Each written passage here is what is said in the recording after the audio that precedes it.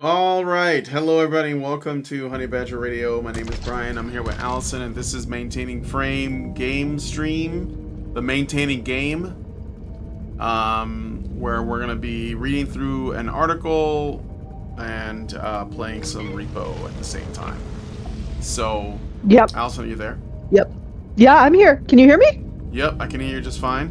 Let me. All right. Yeah. I'm gonna bump your. Oh, your volume is already up. You're a little low for some reason, but. Ah, okay. What? Just a sec. No, Let I mean me. you sound good to other people. Just low to me.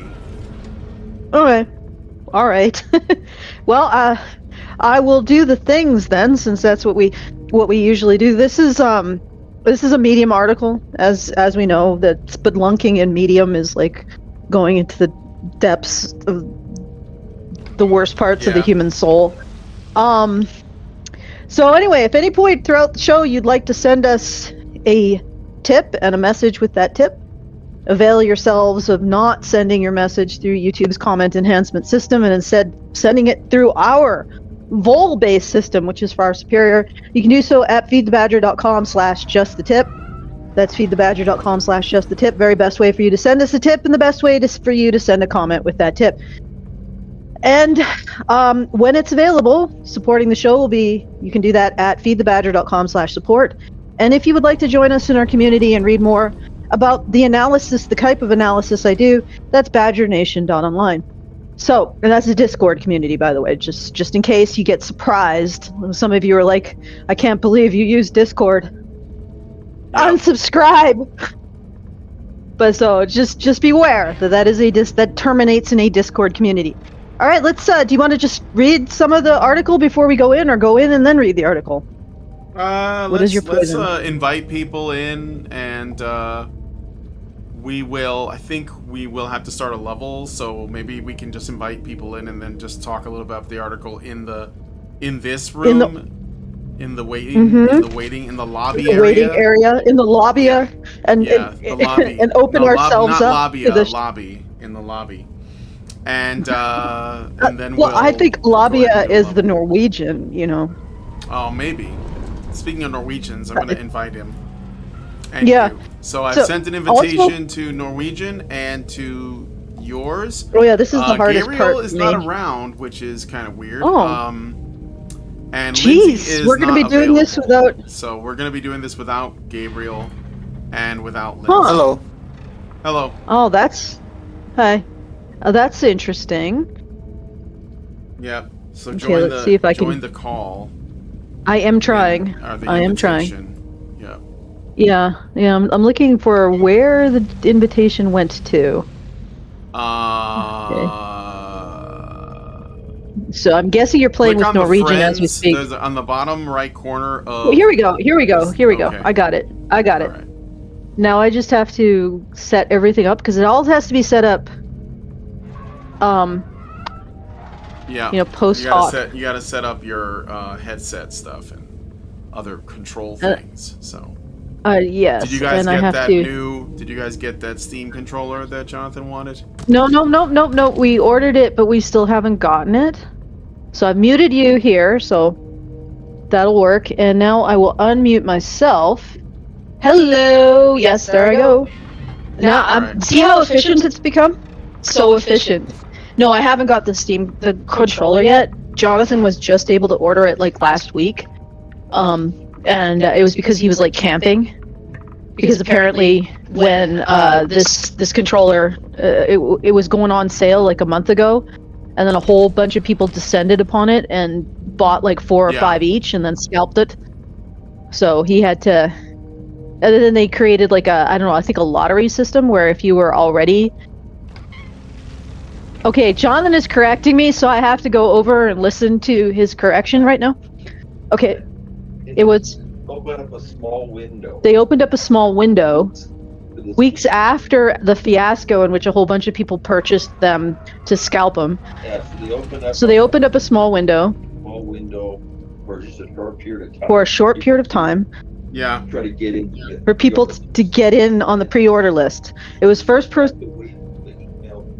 come, first serve. So you had to wait for the email to come, and they only sent them out to registered Steam users.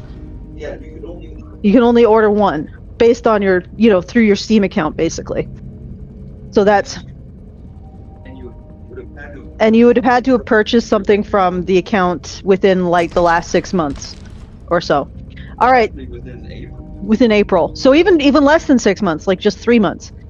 Okay. They don't want a bunch of dummy accounts. So they didn't want to have a whole bunch of dummy accounts stealing, or not stealing, but acquiring the equipment and then reselling it. All right. So I'm good. Let's go in, perhaps? Yeah, hold on a second. I want to see. Norwegian hasn't said anything. He said hello when he first came in. Oh, okay. He's being quiet today. It's Actually, gonna be interesting because I think your sound in the game is better than it is in Discord. So we're gonna use the game sound for now. All right. Okay, that's fine for now. But that means that it's proximity based. So if you are all right, far away from me, then you're gonna sound far away. Just a yeah, heads up. that's my concern.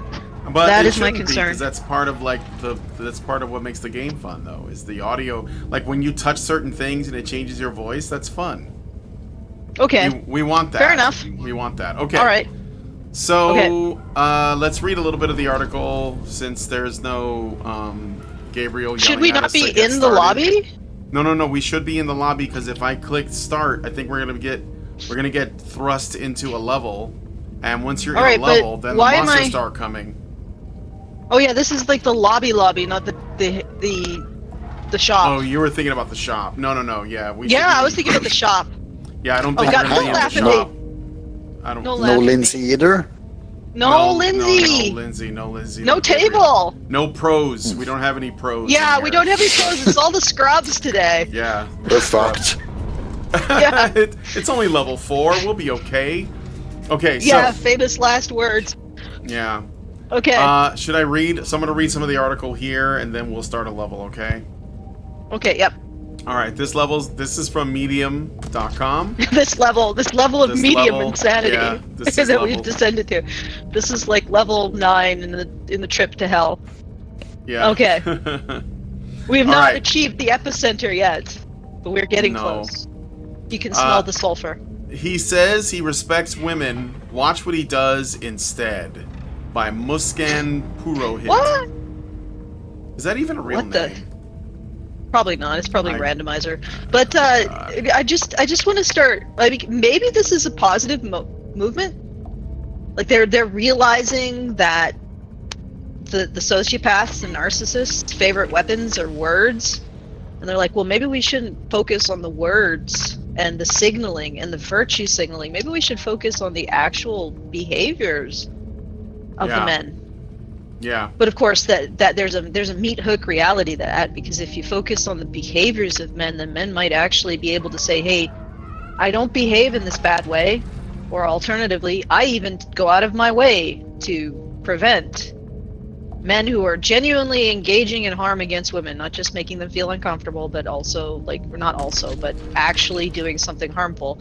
Therefore, I am not one of the bad guys based on my behavioral profile. Then feminists would be like, no, you can't say that. You can't say that because you have to constantly be in submission to whatever we say in order to earn that title, which will never be given to you. Right? So it's just like changing men's moral identity from some kind of relational web signaling, which they can never achieve because it's based on other people's approval, and those other people change their approval minute by minute to actually registering that you're a good person or a good man based on your actions. That's not allowed. Okay. No. Begin the article. No. All right. The subtle, structural, deeply normalized signs of a man who hates women, and why most of us are trained not to name it. There is a particular kind of man who will tell you. Trained not to name it. Yes, we're trained not to name it. Maybe your problem is that you name it too much rather than too little. The sort of or you see it where it isn't, where it doesn't exist, and therefore that's why you think that it's not being named enough. Already, we're not starting this article on the right foot, because I don't trust you if you're making an observation like this. I don't think there's a lack of women naming evil in men. No, I think there's so. I mean, I would challenge this woman to name one thing that isn't evil about men. in her opinion. Yep. We'll see if she can manage that before she starts saying, "Oh, the real problem is that women can't name evil in men." Really? It's I don't see that. Seems a little bit far-fetched. Let's keep going. All right.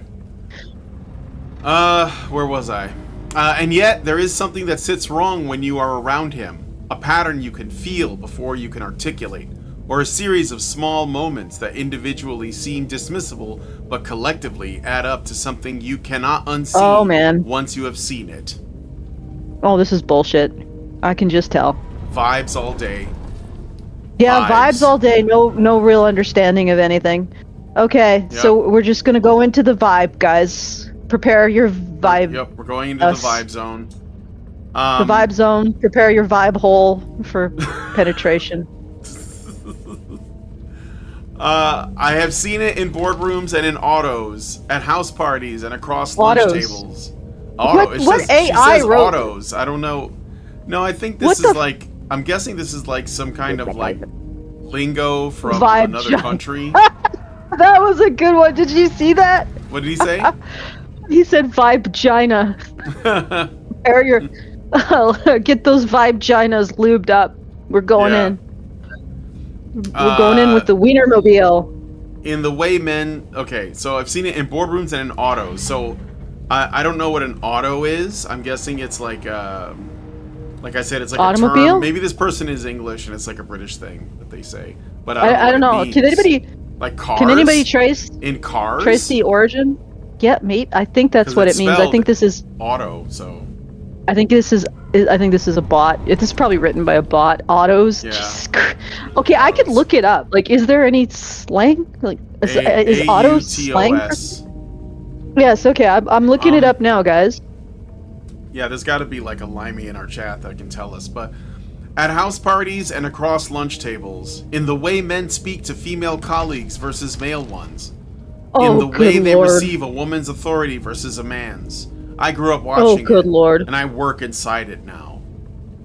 Oh yeah, this is bullshit. This is there was a brief moment when we were at like maybe the subtitle where this might have been going somewhere sane, like stop judging men by behaviors that are actually the behaviors of predators camouflaging their intent, and actually start looking at what men do to judge them. But no, we're going somewhere.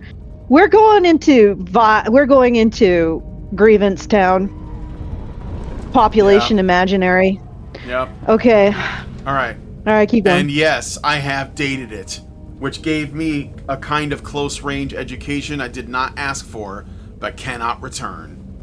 This is not in this about... context, autos in Indian English for auto rickshaws. That's what I thought. three-wheel yeah, taxi. because this woman is from I'm India. Guessing she's from India, so she's got a particular axe to grind with Indian men, and that's what this appears to be about. In boardrooms and in But autos, it's written pairs in a English, high-status so you know work it's actually setting about all men, at least all men that with speak everyday English. street transport.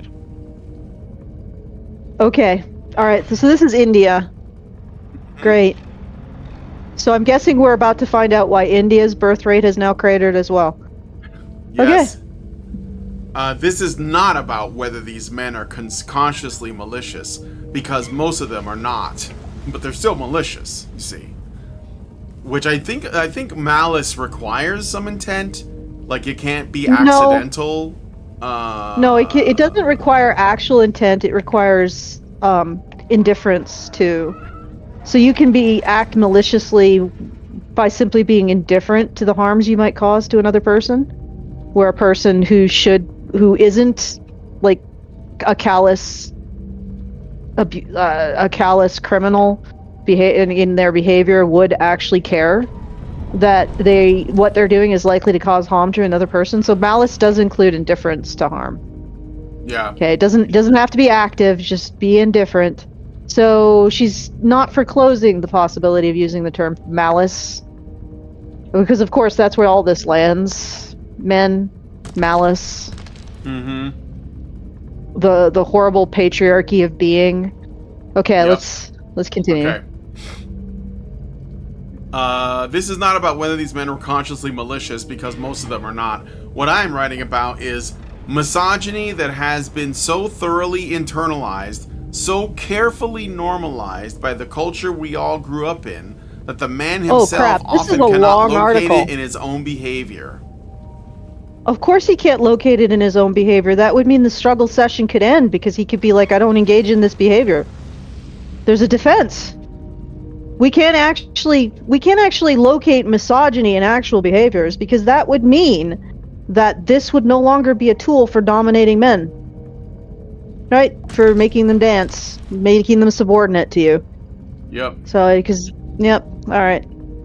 Meanwhile, she's insisting that men are the ones who want to dominate women. Why is it that every time women engage in a behavior that is explicitly about dominating men, they engage in it with a rhetorical flourish that somehow ties it back to men wanting to dominate them? It's like, I'm not punching you. You're giving them a lot of credit. Okay, bludgeon? yeah.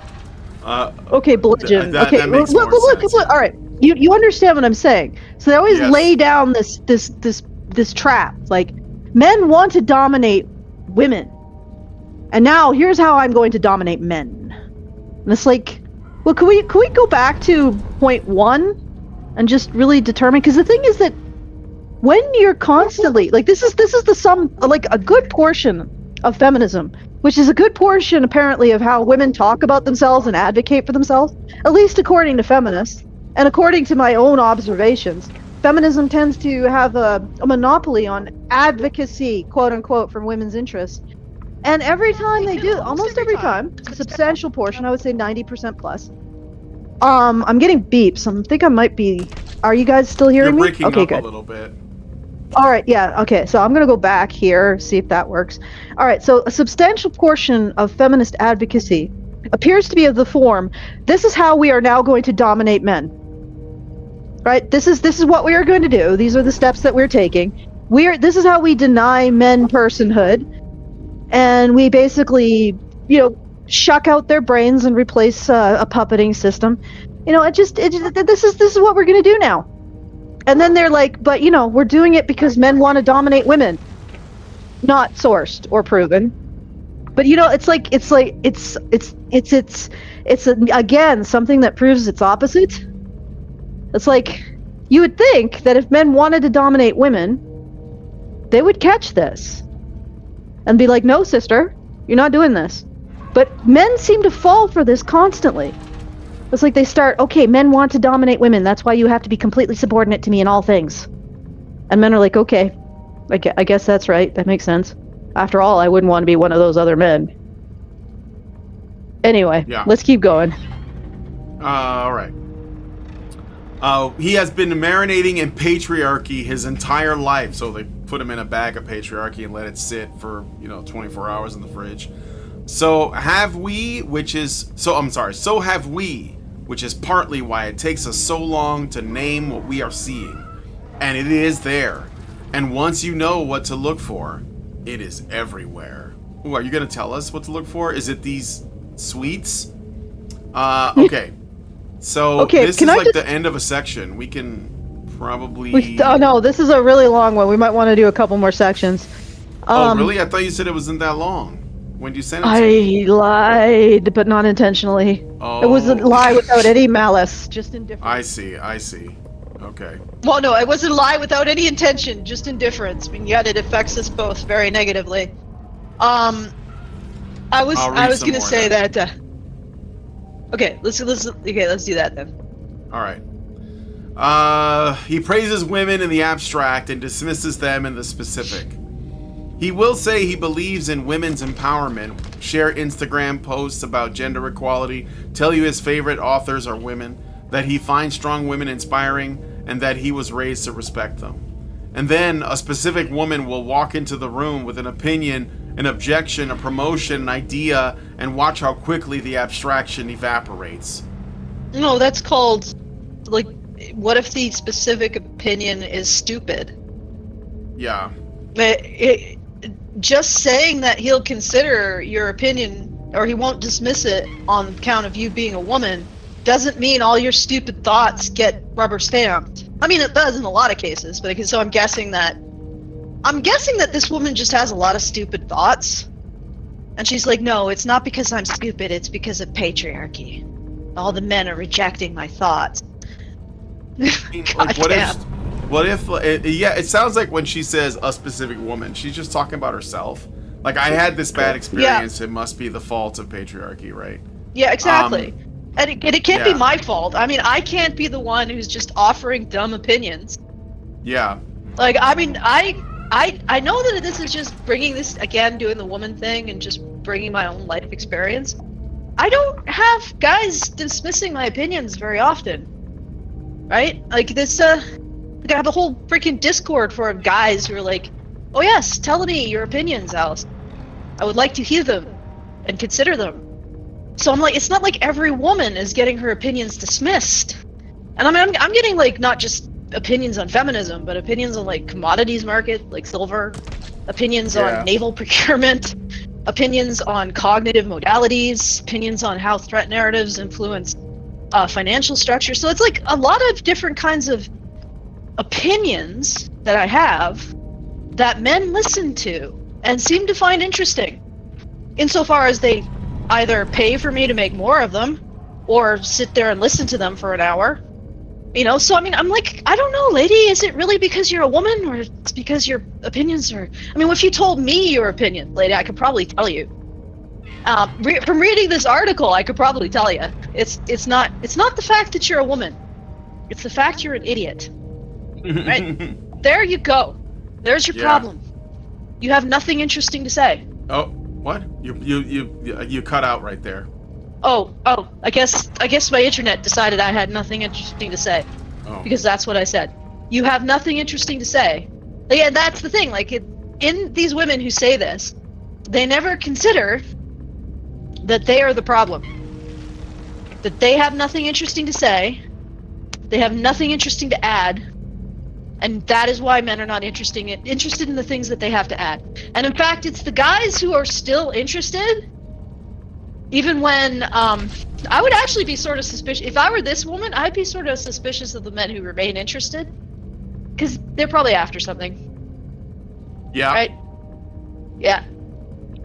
They're probably circling. Okay. Okay, so. Let's go. Yeah, so he will find her aggressive, too much, or not as good as people say. The woman in the abstract is easy to champion. She is not asking for anything, not threatening anything.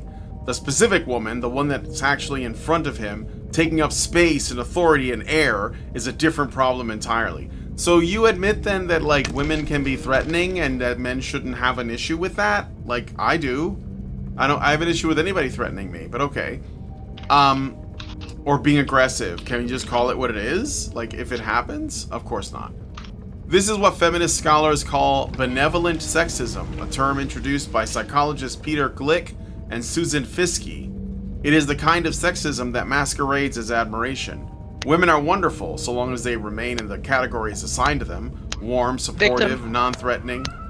The moment the moment a woman steps outside those categories, the benevolence curdles. So basically, he does not hate women, but he hates women who do not perform womanhood the way he was taught to expect it. Oh god, this is so bad. I mean, just another in a long line of really bad takes. It's a long storied history, a legacy, if you will, of terrible takes from the same people. It's exhausting. I have woman fatigue. But okay, anyway. Before we get into the next session, I did get a super chow and a super chat. So I'll go ahead and read those. I have a super chow from before. Great Indoors gives us $5 and said this was earlier today. Brian, throughout your queer gaming video you made 2 days ago, you had some remarks about Braid as an example of a woke propaganda game. I actually like that game very much. It's obviously a labor of love, and the game mechanics are such that you are constantly being challenged with new gameplay concepts. Regarding the plot, I would say that your interpretation of it is very understandable. However, as Jonathan Blow himself has said, It's all very open-ended. I would say that the so-called princess in the game cannot necessarily be viewed as a trustworthy narrator as well. So who is to say who is the monster anyway? And given the fact that HBR has been dealing with so many stories about women making false harassment claims, this interpretation might not be so outlandish anyway. I would agree with you only if I thought that the developer, Jonathan Blow, was someone who would be as critical of false allegations as we are, and I seriously doubt that. The other thing is that the fact that it's left open to interpretation already suggests that it has a postmodern view coming out of the gate, which is like, what do you think it's about? And I think that that's like, those gray areas is, it's ripe for this kind of like subversive storytelling. And I never said that subversive storytelling is always bad, but everyone's takeaway from Braid, from every like video essay and review I've seen, or at least most of them, and yes, I know this is anecdotal, is that it is an inversion of the damsel in distress insofar as instead of you rescuing the damsel from an evil man or an evil beast of some kind, you are the beast, and there is the damsel is who you are chasing. It's sort of like still treating women as an object or the ball, and men are the agents. So that's my opinion on it, but I did play a little bit, but I got bored because it wasn't that interesting to me. I got another super chow from official reverse traditionalism channel on YouTube for $5, and he says, why does everybody think that Blurred Lines is a rape anthem when Robin Thicke spends the whole song talking about how much he hates blurred lines? Interesting, that's actually similar to the thing I just talked about. Because what the author or the creator or the songwriter or the lyricist wanted to say is irrelevant compared to how people choose to interpret it. So it's been popularized by feminists as a rape anthem because they decided it was. And it doesn't matter what Robin Thicke meant.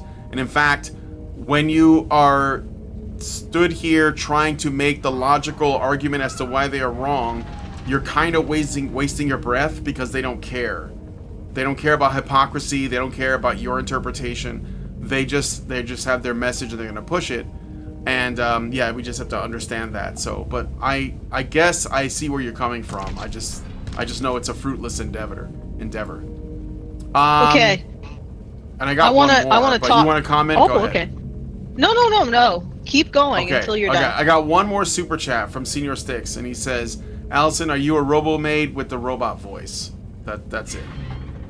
I get a robo-maid. Yeah. I could not a foid. No, wait. What is it? Yeah, that would be a foid. A femoid. A femoid. No, wait. A fembot. A fembot. A fembot. A femoid. Sure. A femoid. A femoid. Yeah. What? A foid. I don't. Oh yes, that's right. Isn't Void supposed to be a woman creature? I think or something so. like that? I haven't really looked very deeply into the etymology. Is it etymology? Etymology. Yeah, Etymology. Oh, that sounds like edamame. Yeah, I'm not a fan. Nah. Okay, that's fine. Well, I mean, it does have a lot of soy, so maybe it's not really okay. But anyway, I do like it myself, but I can understand why one might not.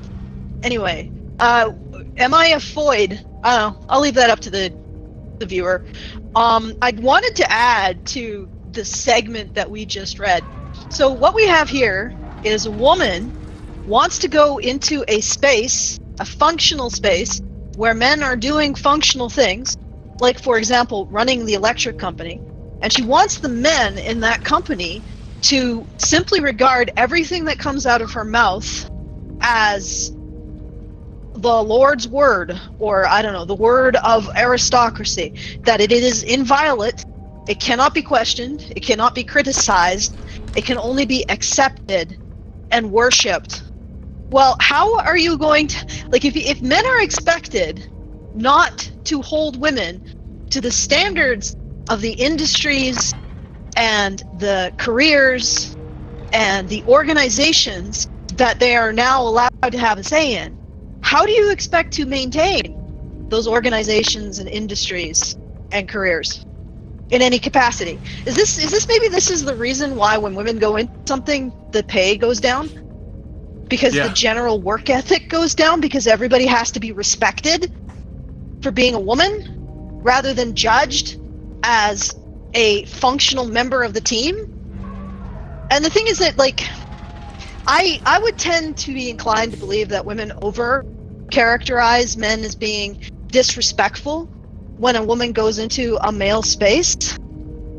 And the problem is she doesn't realize that he is treating her like other men. Other men have to put up or shut up. Other men have to show up. Other men have to prove what their worth is. And they can expect criticism if they don't measure up to the standard. Right? And that is the culture of workplaces that have to deal with reality, because reality doesn't care. You know, you want to feel good about your model.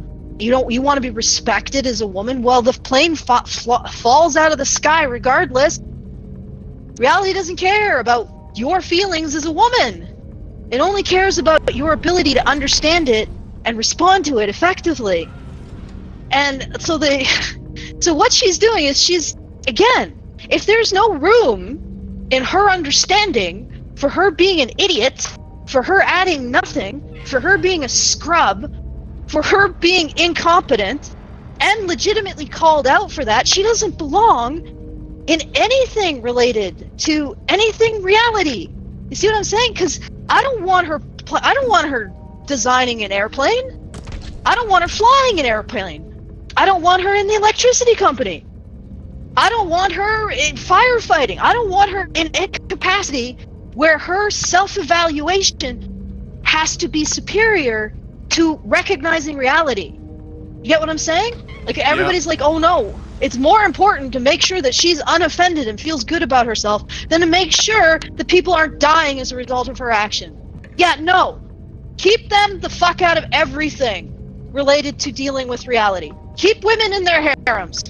And if you can't handle it, go back to your harem, lady. Right now, I can tell you what your problem is. Your problem is you cannot accept the fact that you might be an idiot. And that these men's evaluations, funny that, you know, she goes into an industry that has functioned just fine without women for however many decades. She goes in, and the men are like, yeah, you're doing it wrong. And she's like, you just don't respect women. What is the likelihood that you are actually doing it wrong? You go in, and you can't even learn from the people who established the industry, who've run it, who've maintained it.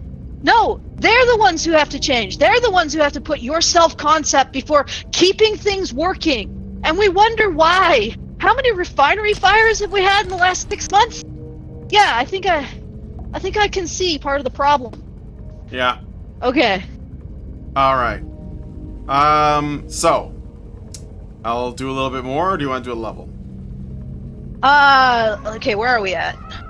About a third. We're We're a quarter of the way through. Let's get to a third, and then we'll. All right. I mean, let's face it. We're probably the likelihood that we start this level and we all die is really high. Maybe. I'm just saying. I mean, we don't have our anchors. I'm no fucking. You're no slouch. No, I'm not. Don't worry, the men will carry you, Allison. Yeah. Oh yeah, I'm not worried about that. I always knew that. Just saying that, you know, the absence of the additional men to carry me might be a problem. I'll read another section. All right. So here's more signs, right? He talks over women in rooms where he should know better. This one is everywhere in corporate India, and I suspect everywhere else too. In any room, bathrooms, waiting rooms. You know what's really funny? Is again, this is better explained by a group of people who don't talk over me. I don't accept your no, man. Okay.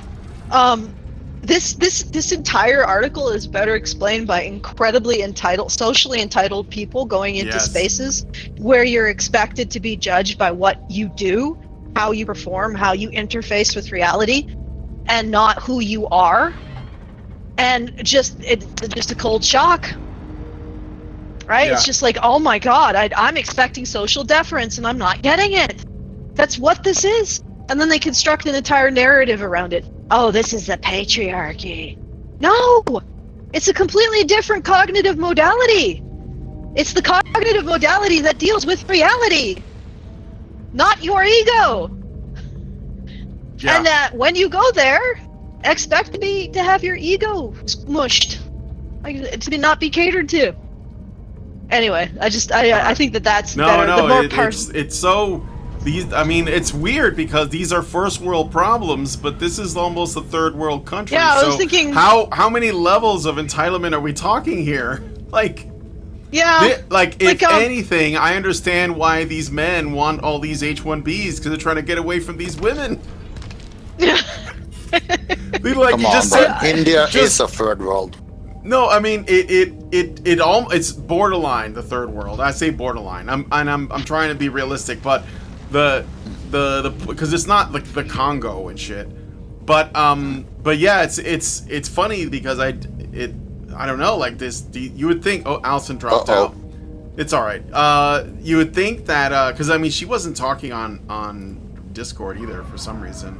Although she can still hear me, but I couldn't hear her, so she has to like get her audio working over there. But in the meantime, yeah, no, it's just wild that like these women who live in borderline third world countries can complain about the first world, like they're in the first world. Allison, what did you say something? Yes, I did. I did it. Okay, I did. You're low. Yeah, I can hear you. Yeah, you gotta re-invite me. Yeah, what happened? Get me back in. I'm gonna invite you. I don't know. I have no idea. Oops, that was wrong. Like Death Rider, ignore that. Okay. All right. Okay. No, we Allison, weren't disbanded because it was. You were saying, what was that? Okay, no, I'm fine. I'm good. We're good, right? I think everything's you're back good. in. Yeah. Yeah. I'm back in. I'm back in. Good. Let's finish off this section and then go into the game. All right. So this is almost like an hour in, and we still haven't gone into the game, which is entirely my fault. I'm not blaming you. I'm not taking the blame, so don't sweat it. That's good because it's not yours. Yeah. All right. So he talks over women in rooms where he should know better. This one is everywhere in corporate India, and I suspect everywhere else too. He will let a woman finish her sentence sometimes, and then he will speak. And something about the weight he gives his own words versus hers will be immediately physically different. Or he will repeat what she just said, slightly rephrased, and the room will respond to his version in a way it did not respond to hers. Do these men know something that you don't like? And nowhere in this is being able to appraise the speech based on its understanding of reality or what needs to be done. Have you noticed that? It's completely absent. It's like it's not even gestured at, because some more savvy feminist operators will say, "Oh, I have the knowledge. He just refuses to acknowledge it because I am a woman." No, that's absolutely what this is. This is literally like. No, but she's not even doing that. She's not even saying, "Oh, well, I have expertise in this." She's not even gesturing at that. She's just like, "I am a woman." Oh, well, do you have any actual expertise in superconductive metals? No, but I'm a woman. Therefore, my opinion is more valuable than yours. Cue the blowing up of the lab. Like, there's not even a gesture to that in this. She's just like striding in wherever she wants. Like a railway is being built. He's like, you should put it over there, right? Yeah. Yeah. Well, do you have any expertise? No, I'm a woman. She strides into like the what's in India, the pharmacy, and she's like, you shouldn't compound these drugs in this manner. You should do it in this manner. And they're like, well, do you have any expertise? And no, I'm a woman. That's like, she's not even saying it. She's just basically, my expertise is I have boobs. What more do I need? Well, it's not really the fat on your chest, it's sort of the fat between your ears that matters, but okay. Well, All right. I mean, I would hope it's not fat, but like some kind of gray Well, it's matter. But myelinated. No, it's myelinated. It's the myelination is fat. It's Okay, very okay. critical to being able to think. Yeah, Your neurons need to be warm to think. fair. Okay, Okay. let's go.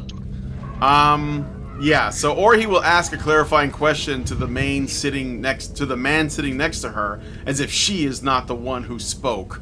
But when a woman's words are received differently, not because of what she said, but because of who said them, that is not a communication style difference. That is a structural devaluation dressed as a personality quirk. He does Maybe not because think... you're. Go ahead. No, continue. No, he does not think he is doing it. That is precisely the problem. Yeah. Yeah, he doesn't even have authority over his own intentions or mind. Okay. Alright. Maybe the problem is that your cognitive modality isn't up to the task, and I can tell you right now that you are showing every sign of that this is the case. You're going into a space that has to deal with reality and demanding that that space cater to your ego. Get the fuck out, lady. And do let the door hit you on the ass as you go out. Get the hell out of that space. You don't belong there.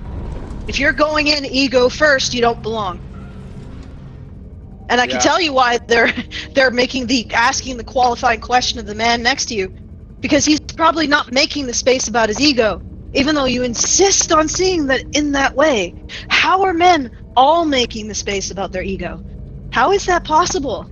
How is it possible for men to be cooperating at this level to construct all of this infrastructure at the same time as making everything about their ego?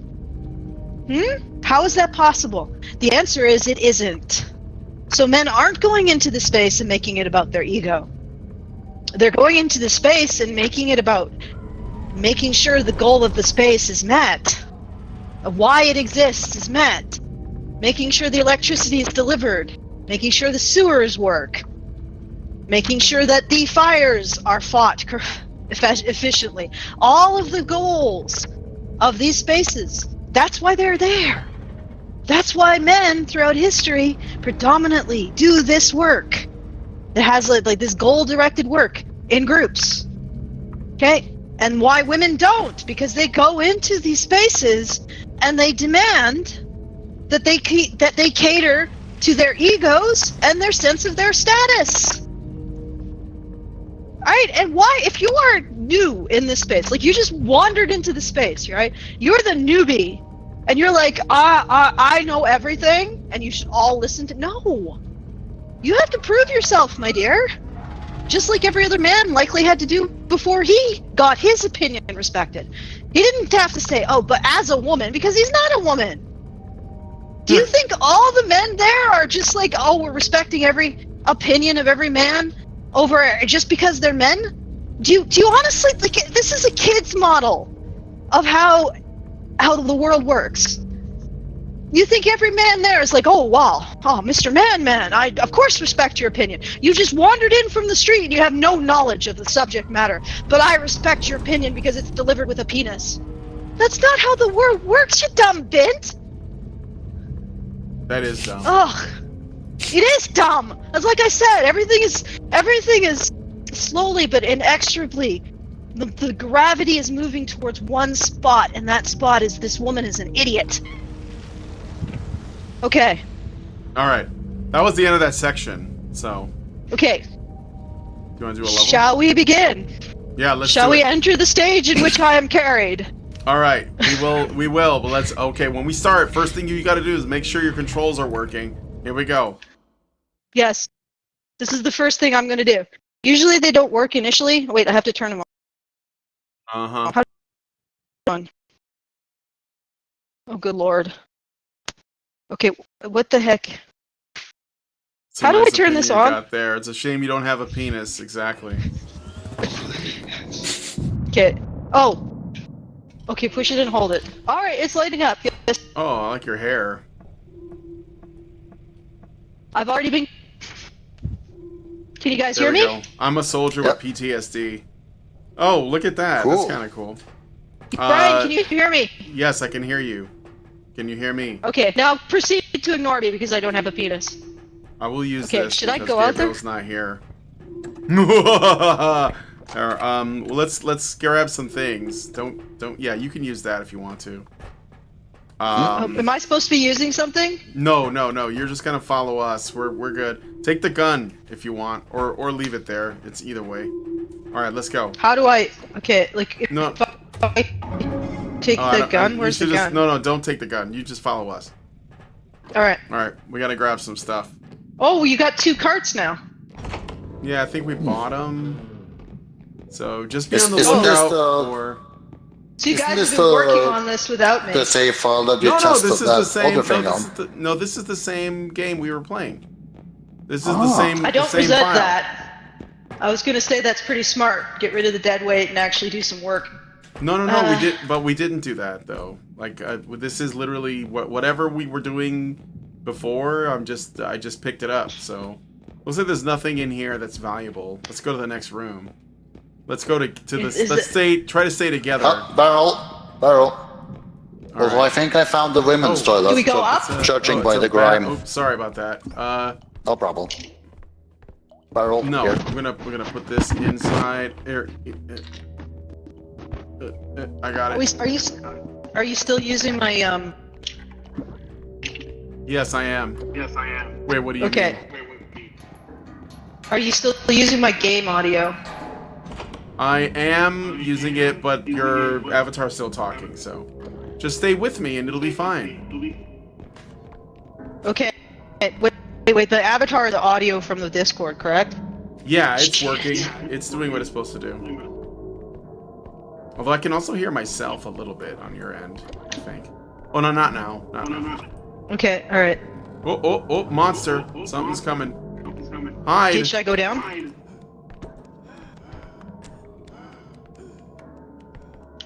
The hidden. Who's hidden? I see. Oh. Seems like it's under. No, that's just the anti-gravity. Yeah, that's the way it floats like that. Okay, can I leave now, or is it? Hold on. There's a. Wait, I see. That tricycle. Oh yeah. Will it attack? Nah. She'll just ring at you if you're in the way, and if you move out of the way, you're fine. Yeah, you just move out of her way when she rings her bell at you. Okay. Now let's go downstairs. There's some stuff upstairs. Okay.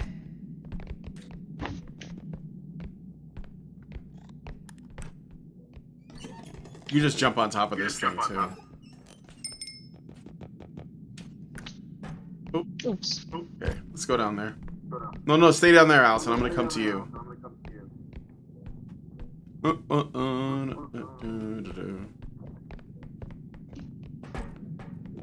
Okay, is there anything down here of any value? Yeah, I got something. Oh yeah, put it in here. You know how to grab things? Yeah, I saw it, but it's not. Okay, wait. There we go. What do you got? Oh, it's that little calculator. Put it in here. Oh, Yeah. the bike's down here. Oh yeah. Oop. Drop it. Okay, get away from the bike. Get out of the bike's way. Oh shit. I'm dead. No. No, it's not my echo. Okay. Oh, All right. oh fuck. Yeah. I guess the barrel exploded. And it killed me. Yeah, that was. I think that might have been my fault. Nope. Well, it was the bike that did that. But don't worry about it. Just try to get some other valuables. Here, let me. I have 5k put in oh, my you got cart, so me we inside can, the cart. Okay. Yeah, we I can got you inside probably the car. get you back. Oh, she put the feather drone on the cart. Okay. Sorry. It sucks the energy if you let it stay on like that. All right. So Okay, what's so- the plan, Norwegian? Well, we should probably get the barrel and the other cart barrel with the exploded. valuables and then just extract so Brian gets back. I think Gabriel would be well if he has the ability to feel amusement. No, he'd probably be cursing. Yeah, a lot. He's like a thoroughbred. All he knows is winning and hatred. Fuck. Maybe grab that hammer and put it like on the ground somewhere. Because when you On the move it, ground? it just bangs around. Yeah, just like leave it there. Oh shit, yeah. So move the valuables over here. You can just leave that there. Yeah. So did Okay, you should I put it all in the the same one? Did you put the barrel on the extraction? The barrel killed him. Yeah, we found the barrel. Yeah, the barrel exploded. That's how I died. Oh, okay. So we gotta find more Okay, hold valuables. still. Hold still. Hold. Yep. Yep. God damn! That used to be like 500. Oh, look, I'm getting like some serious lag and rubber banding.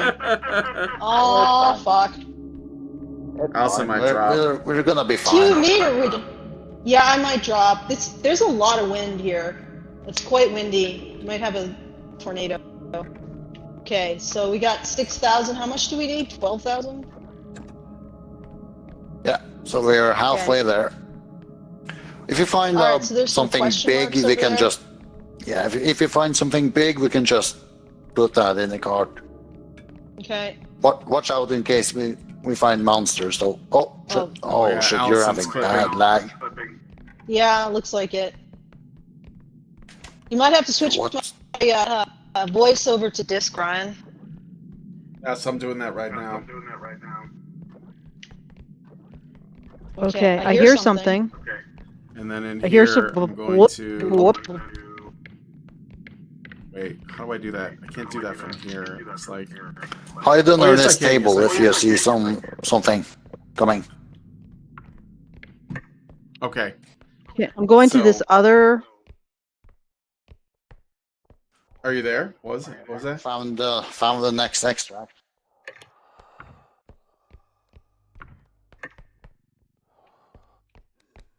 You're gonna get Uh-oh. grabbed. Oh, there he goes. Grabbed by what? You got grabbed by the hidden. It's an invisible guy that grabs you. He doesn't do any damage, but he drags you into the level and just randomly puts you down someplace. I feel like I've been molested. You should. Yeah, the heavy Serious breathing and all that thrusting. doesn't help, but And the suspicious vibration, like, what did you do to me, sir? Okay, can I move this? I got something that's like 26. 23,000, Norwegian. but it's really heavy. You gotta find him. Wait, Allison, No, it's don't- really heavy. I don't think you can carry that. It's too heavy for you. But there's a drone where Norwegian is at that makes it really light, so you should go back and find him.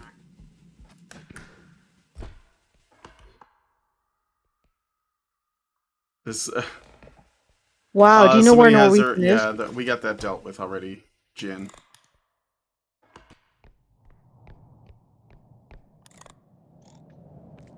Check your map so you know like where you're going. I see you. Get lost. Norwegian! Hello. Yes, come, follow me, follow me. You found something? Yes. Is it too dark? I can brighten it a little bit. Oh wait, no, that's not what I want. I think this is right. No, is this right? No, it's not right. Here. I Yes, see yeah, it. it's right there. See That what you thing. found there. Do you have the? Yeah. Did you have the drone? Do you need my help? Is that better? Yes, you're I gonna see it better. I can just carry it like this. Okay, Oh, we're I just also gonna have to. I'm gonna go over here and see if I can find something over here. With the real respect. No, this is gonna be fine. Just come with. What? They don't really want respect, though. They want reverence. Don't worry about the Bella. She won't ring at the object, but she'll ring at you. So just get out of its way.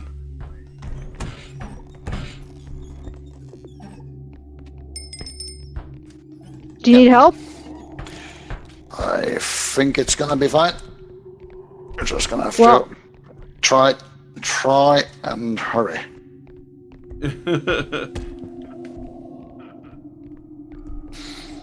Oh, Let me see where these I guys hate. are. Nobody's here yet.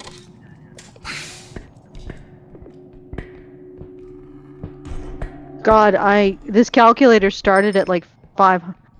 Oh Watch out! shit. Watch out! Look at that right.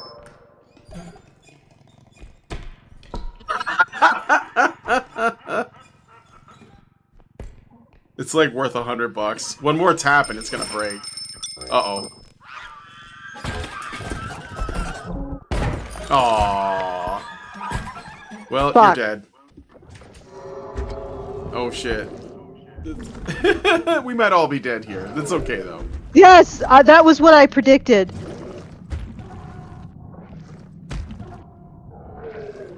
All Wait, right. are you getting the stomp to move that thing? No, he's just grinding up against it. Grinding up against it. Yeah. That He's trying to move it now.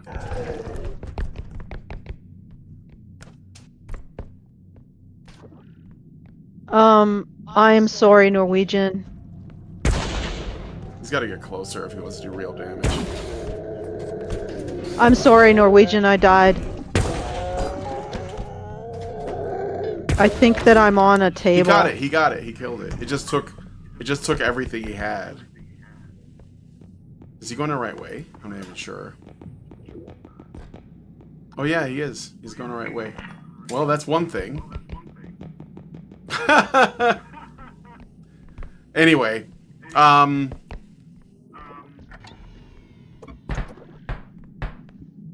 You know, this is I have to say it that Gabriel's sort of makes this a little more interesting. Well, not interesting. That's not the right word.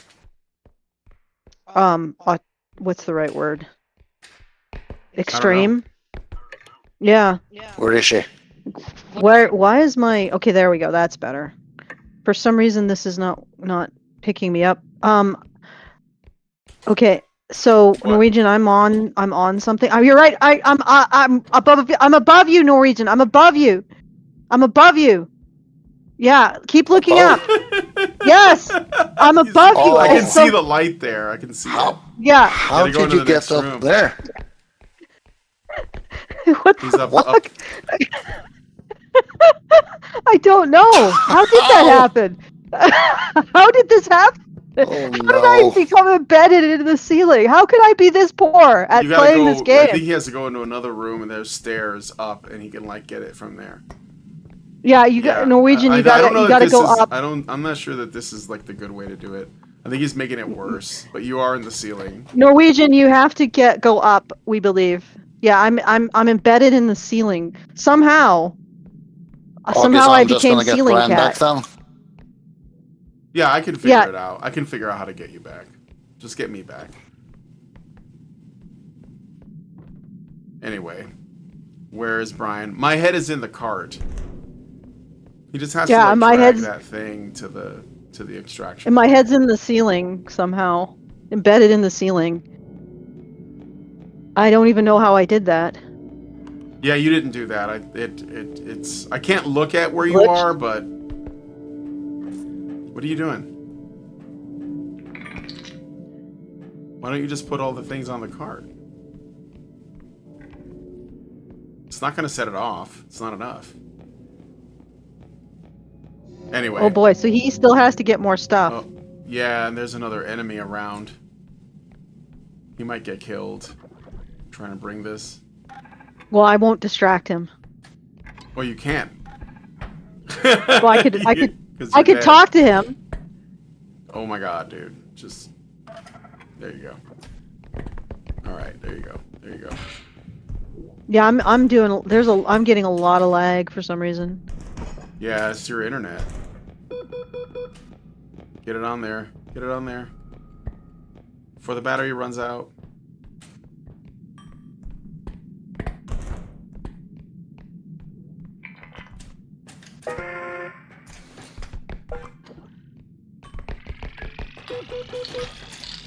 Get out! Okay, I'll see you in a bit. Oh my Allison. god, this is tense.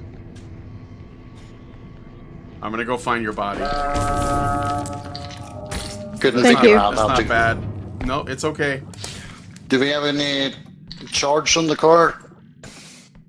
In the I'm gonna what? see if I can charge. Oh, Charge. try to do that. Yeah. We're pretty much all out of charge on both drones and That's okay. shotgun. Yes, yeah. You can do it. You just gotta be frugal. So where was Allison at again? She was in the ceiling. I was in the I ceiling. tried to get her, but I couldn't manage. Yeah, I'm getting some serious lag here. I think that playing That might this be why game you're is in going to the be. ceiling. Help! Oh! Oh my fucking Oh, god! I'll go find him. Did you see that? Oh my god, I'm watching it! It's I'm so Norwegian. Jesus, I feel like he needs a rape kit after that. Yeah, he got I'm snatched. sorry for laughing. We called it the ghost of Jeffrey Epstein. Yeah. Oh, you're back. Jeez. That wasn't so bad. Yeah, the trike is there though. Watch out. He only lightly thankfully I got the molested you. charge. So that's one Yeah, less thing. I saw that. What's over the here? next one is over extra. Leave that one there. Yep. Don't do that one. It's the close one. Yep, We'll yep, do one yep. that's We further. don't have- we don't one have that's Gabriel. farther in. And then we'll do the the last one. So it's not so bad. It's not so bad. We're doing okay. What's up here? No, the barrel skirt is I think Norwegian. Oh, hide when you hear the heavy breathing. Oh shit, he got me. Oh, it's okay. I'll see you in a bit. He just brought me back to the start. Okay, put me down, creep.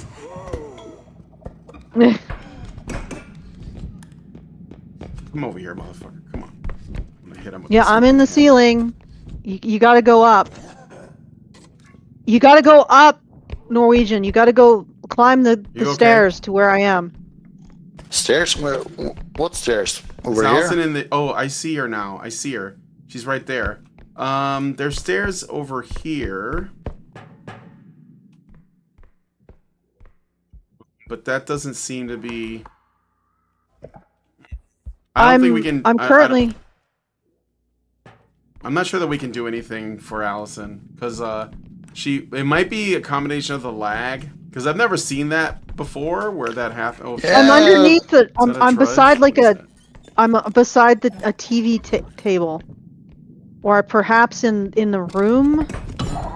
Oh that? wait. Bitch. Okay, let's Hang on, get if this. you can get her. Where am I now? Wait, hold on. All right, let's see. Oh, did you get me? I have an idea. Okay. Let's see, where is she now? I don't I know. can't see her anymore. Is I'm she above beside us? a desk. I'm beside I like a know desk. that. Oh, right there. If you can drag her over here, then maybe. You drag her into the room, right? That's what I was thinking we have to do anyways. Can you get her further over here? Trying. I see your beam, but not her head. Yeah, this is like, she's like stuck in the, what do you call it? The geometry? Yeah, I'm in the geometry. I don't She's think stuck there's a in the room. geometry. I'm outside the matrix. Yeah, I don't think there's Yeah. a room up there. I have Yeah, I no. have transcended. You're The a substrate. ceiling ornament now, Allison. This is, clip this, somebody. This is like gonna go I on just the how did internet this? fails. I'm in the 2026. meta space. Meta space. Yeah, I'm looking down at you all. I see There it was, all. I ice see saw everything. There. Do we get that, or is it? Yeah. This Yeah, I'm gonna what- look up here. Oh, see oh if I maybe can go find to her. the where. Yeah. Go there. No, she's not clipping through. Damn. No, she's in Wow. there. She's in there. I've really transcended the Well, amount of trouble I've given you Enjoy guys. the ride. We're just gonna go ahead and get some more stuff and finish the level And then- like quickly. Yeah. And then Okay. Well, maybe while you're That's doing like that, good. extraction point. What I could Just do for don't- the last extract is bring that ice saw, Yeah. because it's so close. So do you want me to work on reading the article? Yeah, you Well, can. This is Yeah. empty. Okay. I'm just opening the doors for now, Norwegian. Yep. I think the last one's over here. There's a flashlight. Okay, so I'll go back to the job that we were doing, What job? reading the article. Oh, this thing, this whole show stuff. All right, here we go. All right, so I'm going to open the article. I can't show you guys the article, but I will read from it, and I will respond while Brian and Norwegian deal with the fact that I've managed to make myself into some kind of meta damsel. I'm Yeah. embedded into the substrate of reality, where your princess is another castle, Yes, sort of thing. it is inside literally the other castle. Or is inside the substrate of the castle, which you cannot reach. Okay, so let's see. Let me open this up. No, I don't need to. Okay, just trying to find it. Here we go. Okay. All right. So he talks over women in rooms he should know better. I think we read that one. Yes. He does not think he is doing it. That is precisely the problem. So you notice how she is acquiring, by virtue of all of this, epistemological dominance over men. So she has more understanding of what they are doing or not doing than they do, which is really quite an astounding maneuver for somebody who's supposedly overcoming oppression. He bonds with other men by diminishing women. Pay attention to what happens when he is in a group of men. How do you do that? If you are in the group, he is obviously not in a group of men. Not when he is performing for a mixed audience, but when he believes the room is safe. How are you in the room? Like, okay, so she's saying that you need to observe men when there are no women around. How do you do that, madam? Yeah. Do you do? Yeah, like I guess she's doing what I'm doing. She's just embedded herself in the ceiling, just quietly lurking in the space between spaces, Space just between. watching. The space. The church between. respawned. The jokes shift. Okay, we'll How just she have to knows wait. this? How does she know this? How does she know this? Nope, no answer. The comments about female colleagues, female friends, women who can't take a joke. Yeah, but you can't. Okay? The casual reduction of a woman's competence to her appearance or her relationships. Can you just like if you're in a group of men, can you mock the fact that women think they know what men do when they're not around? Yeah, Right? yes, absolutely. It's like a rite of Do you just sit passage. Just sit there mocking that? Like, I bet a woman thinks she knows what we're doing right now. The way a woman's anger is imitated for laughs in the way a Let me pass man's you this. anger I'm gonna never put it would in my be. cart. Go Can down I there ask you first and something? I'll pass it to you. Yeah, go ahead. Brian, have you ever mocked a man's anger? Yes, I have. Yes. Who hasn't? I mean, it seems like this is a basis for an entire subgenre of memes. The one that comes off the top of my head is the bees from, Nicolas Cage. I know that everybody, Not the base. Not the It's in bees. my eyes. Oh God. The way a man's. Oops, I'm going the wrong I way. feel like this is really specific. The way a woman's anger is imitated for laughs. I feel Yeah. like this woman walked in on her brothers, doing this once. I'm getting a real picture of her. If it's not just an AI bot writing this. But the presumption is, of course, that a man's anger would never be mocked, and yet it is. And everyone laughs, and no one stops because stopping would require naming what is happening. Wait, let's get and the other naming cards. it Get would both. cost something. Okay. Why would naming it cost anything? Like, okay, so what she's saying is, you know, when women are ushered out, which she's able to continue to observe. So this is men's behavior when women are not present, which she has knowledge of, guys. Even though it's behavior when women are not present, she has full knowledge of it. And in this situation where women are not present, men can't name the thing that they're doing. Why? Why can't they name it? Who's there to stop them? Like, why can't they just be like laughing, you know, smoking their cigars, drinking their whiskey, and saying, "Ha, we're doing a patriarchy right now"? Like, Drinking and Like- smoking. Sorry. like, why can't they do that? Why are they prevented from doing that?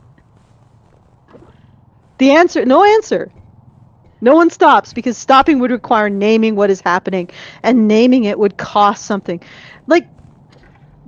Okay, you've invented a fantasy world, lady, and you aren't even following the logic of your own fantasy world. Wait. It's okay. It's okay. Okay, so you are saying men are unconstrained in their male only space, and then you're saying, but look at how they're constrained. Ugh. Again, I think the gravitational Oh, you found one of pull those. of idiot is really strong. A significant part of how men perform masculinity for other men involves the collective subordination of women. It's not incidental to male bonding in patriarchal cultures. Yeah, when they say patriarchal culture, they just mean culture, and in fact, they basically mean the behavior of all social mammals. In many spaces, it's the currency of it. Wouldn't it be Nice. all... What? Belonging is purchased by participating, and participation requires someone to diminish. I think you're talking about the relational web, my friend. Like, this sounds actually like what women do. Get in a group and bash men. In fact, I see it all the time, and they don't even not do it in front of men. It's actually sort of gross. And then you will not always be in the room when this happens. Well, okay, wait. Pay attention what happens when he is in a group of men. Not when he is performing for a mixed audience. You will not always be in the room when this happens. Lady, you should never be in the room when men are only with men. But you will feel its oh god. Brian, we have a residue enjoyer in this article. You will feel its residue in how he speaks to you versus how he speaks about women when he thinks you are not listening. So we're okay. So what we have here, apparently, is she isn't actually in the room when the men are dissing the women. She just enters later, and she feels the residue of their misogyny. So this isn't even direct experience of misogyny. It's experience of the residue of misogyny.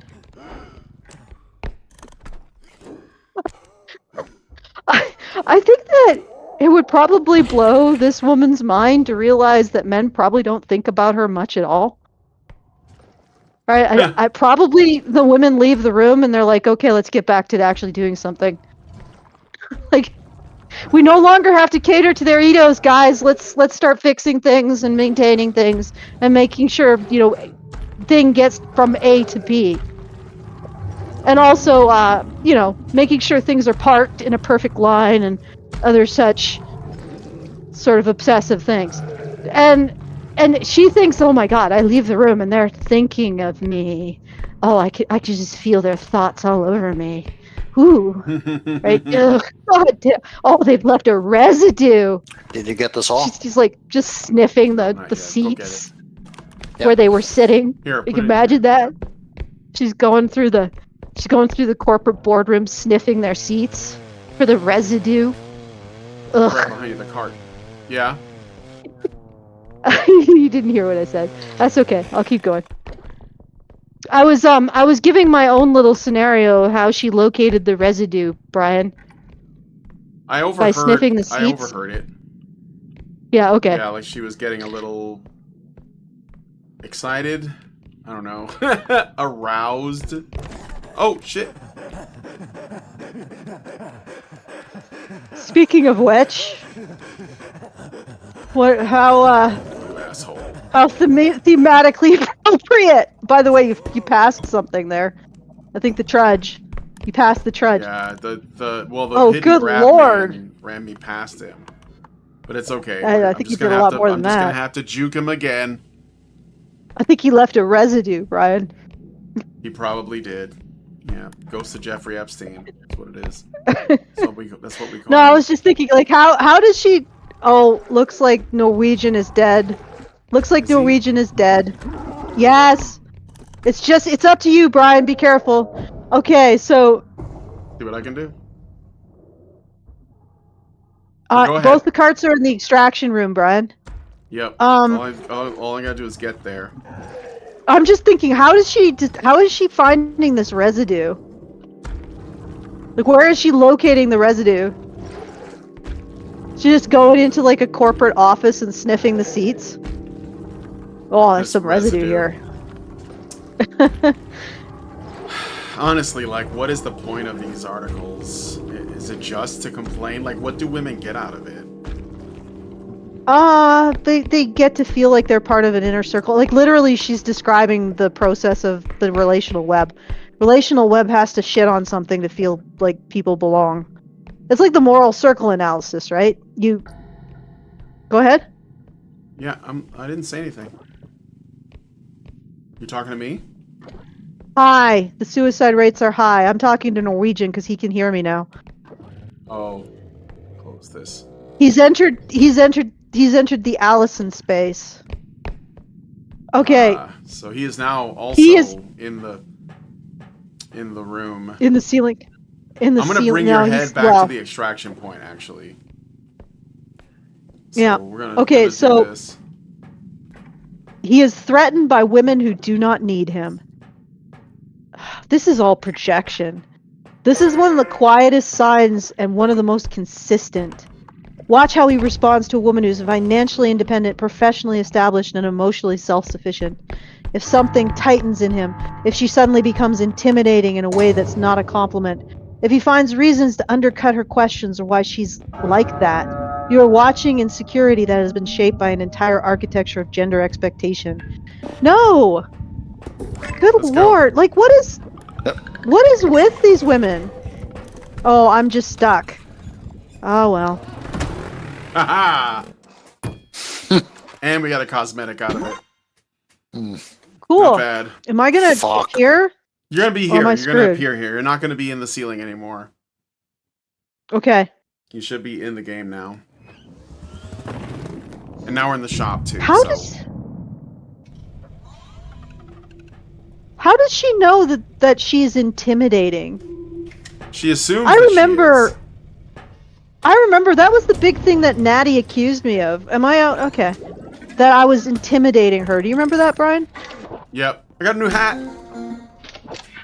It's a bow. I got Well, a isn't bow that a in my good hair. thing? If I was intimidating her, doesn't that make me an intimidating woman? That's what I should be. I think that she's trying to say that it's masculine, but I wouldn't worry too much about it. I'm not particularly worried about her or anything that she has to say.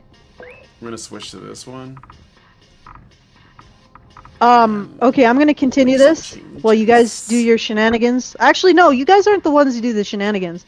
I only have 1 health, by the way. Yeah, I know. Me too. Oh, Okay, but how does I have a little how bit does she know? Hey, no. How does he know? How does he know that What? he's intimidated? Look at my hair. Yeah, you got cornrows. Yeah. Okay. So how does she know? Who the author? Yeah, how does she know that this guy finds her intimidating? Just freaking I think projecting. it's Did it's she just- smell the it's just- residue? It's just projection. Oh god, what the hell? What? You have a tutu It's and a bow. Are you not aware what month it is? You better celebrate me and respect my pronouns. Listen, do you happen to have some watermelon and fried chicken?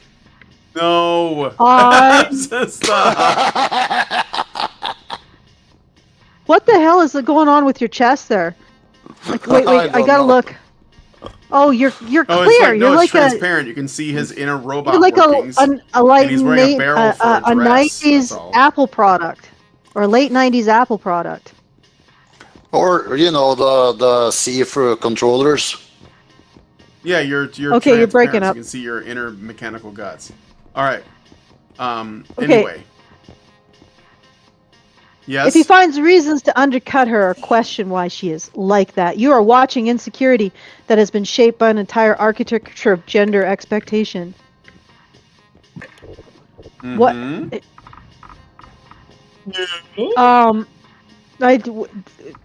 Why are you assuming? Like, why would you assume all this? Maybe he has no interest in you at all. Psychoanalyst Jessica Benjamin. Oh, good lord. Good Who's grief. that? Wrote a. Okay, let me. Alright, we're gonna find out. I can read it now because we're Okay. here. Well, start at So, psychoanalyst I see Jessica. it. Psychoanalyst Jessica Benjamin wrote about the struggle for recognition in relationships, the need not just to be seen, but to be seen as a subject, not an object. So this is actually, this is about being seen. Yes. Yes. Yes.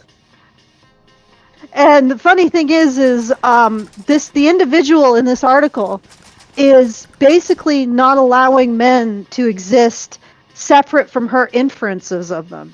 So they have no separate reality aside from her. Right? That's it. Like everything is in relation to her. And she insists that this is the way men are. And she doesn't even allow men to be like, no, that's not actually what I'm doing or thinking.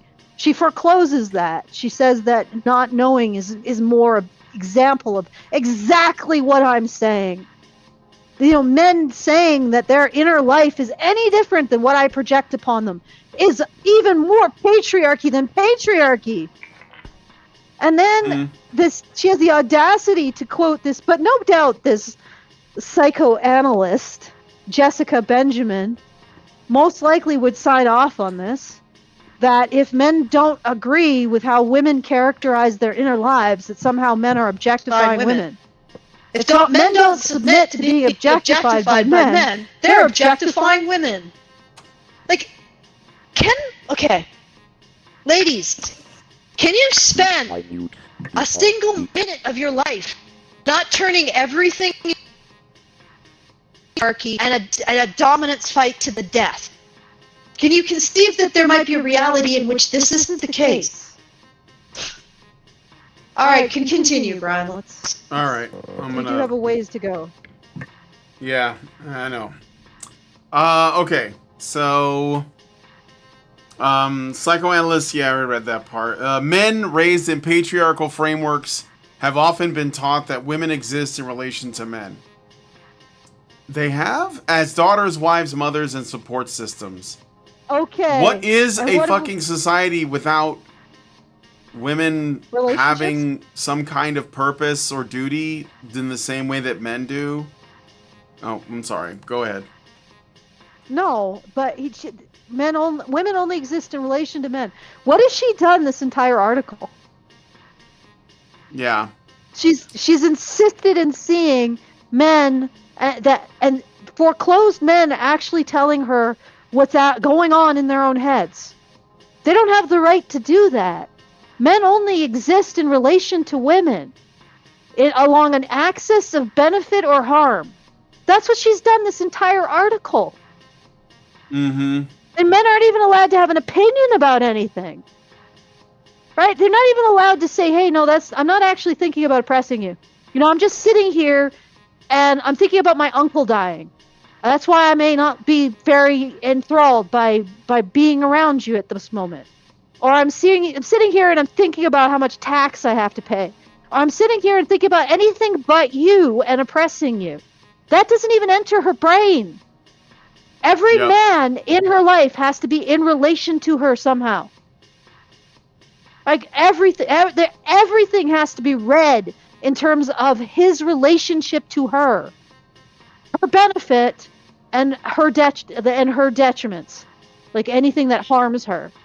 And the entire autonomous existence of men is Nowhere to be seen in this article. And then has the audacity to say that men are taught to see women only in relation to themselves. Madam, please. Or should I say bitch, please? Okay. Mm-hmm. Okay. Let's keep, yeah. Yeah. A woman who exists fully and sufficiently on her own terms disrupts that framework at a foundational level. She is not seeking his recognition, and that, to a man who has never examined where his sense of worth comes from, feels like a threat. He will not say he feels threatened. He will say that she is cold, difficult, and has an attitude. The language will always locate the problem in her, never in his discomfort with her self-possession. What? Okay, so she can't be an abusive asshat? Like, so if your conclusion rests on the idea that women are categorically excluded from being stupid or abusive, your conclusion is flawed. Right? If you can't accept that sometimes women are stupid and abusive and men are responding to stupid abusive women. If you can't accept that, then your conclusion about reality is categorically flawed. Also, why would men in a patriarchy have their sense of self-worth come from women? Like, why would that be? Explain that. You gotta stop and you gotta explain that. Okay, let's do the next section. Unless you have something to say, Brian. No, it's good. I got some super chows and stuff, though, so... Oh, well, cool. I got a Rumble rant from NobaFan21 for $1 who says, Allison should blame the mole Esther. I guess that was when you felt molested earlier. And then OIC gives us $1 and says, joined right on time to finish my coffee, and then puts down 7 coffee emojis. Thank you for that. Did I miss anything? I don't see anything. Alright, so yeah, I'll read another section then. He will not say he feels threatened. Oh, no, I already read that part. Okay. Let me do this. Feedthebadger.com/justthetip. Get those super chows in, guys. Do you guys like this content? Like, us just wandering around, me dying and ending up in the ceiling? I think the only main issue is that the audio is really, like, needs to be worked out really on your bad. end. It needs to be worked out on your end somehow. Like, you have to be, there's got to be a way for you to be in the game audio and the Discord at the same time. So that it's a little bit more, because you're breaking up a lot. No, although not this second. It might just be an internet thing. I think that's the main issue, though. Okay, let's go. Read the next thing. All right. He treats women's anger as the tip. Yeah. No, he treats women's anger. I didn't know if I'd actually. I don't know if I'd actually said that. Yeah, you did. Keep going. Now you said it again. Okay. All right. All right. All right. He treats women's anger as the problem, never the cause. A woman raises her voice in public. The cause of what? What? He treats women's anger as the problem. Yes. Never the cause. A woman raises her voice, never the cause. So basically, if a woman is angry, he should be thinking about how it's his fault instead of, like, you know, why she's mad. All right. Yeah, you'd never get away with this telling women that. You know, yeah, you treat a man's anger as the problem. You never consider the cause. Oh, what? Well, maybe you should. What's going on? Oh, nothing. Okay. All right. Okay, continue. A woman raises her voice in public. A woman sends a firm email. A woman says clearly and without softening it that something is not acceptable, and suddenly the conversation is about her tone. Ooh-wee. Projection. What? Who does the tone policing? Not with men. Yeah. Suddenly the conversation. This is like literally the woman's like, I can't stand the relational web, and I'm gonna blame men. Yeah. I'm gonna blame men. No, that's not. No, men aren't policing your damn tone, lady. Right. Okay. Not about what she said. Not about what provoked it. Her delivery becomes the subject. Her manner becomes the headline. And whatever she was actually responding to gets quietly buried under the more comfortable discussion of how she expressed it. What? Yeah, this is tone policing, and it is one of the most efficient tools patriarchy has ever produced because it requires no villain. It simply redirects the conversation away from the substance and toward the woman's failure to perform her grievance in a palatable enough way. The implicit message is always the same. You can be upset, but only if you're upset correctly, quietly, without inconveniencing anyone. What? Oh, Jesus Christ. I wish patriarchy would make that louder so it would actually stick. Yeah. I'm unimpressed with this line of argumentation. Yeah. Yeah. Well, not just that, but it's like patriarchy needs to up its game.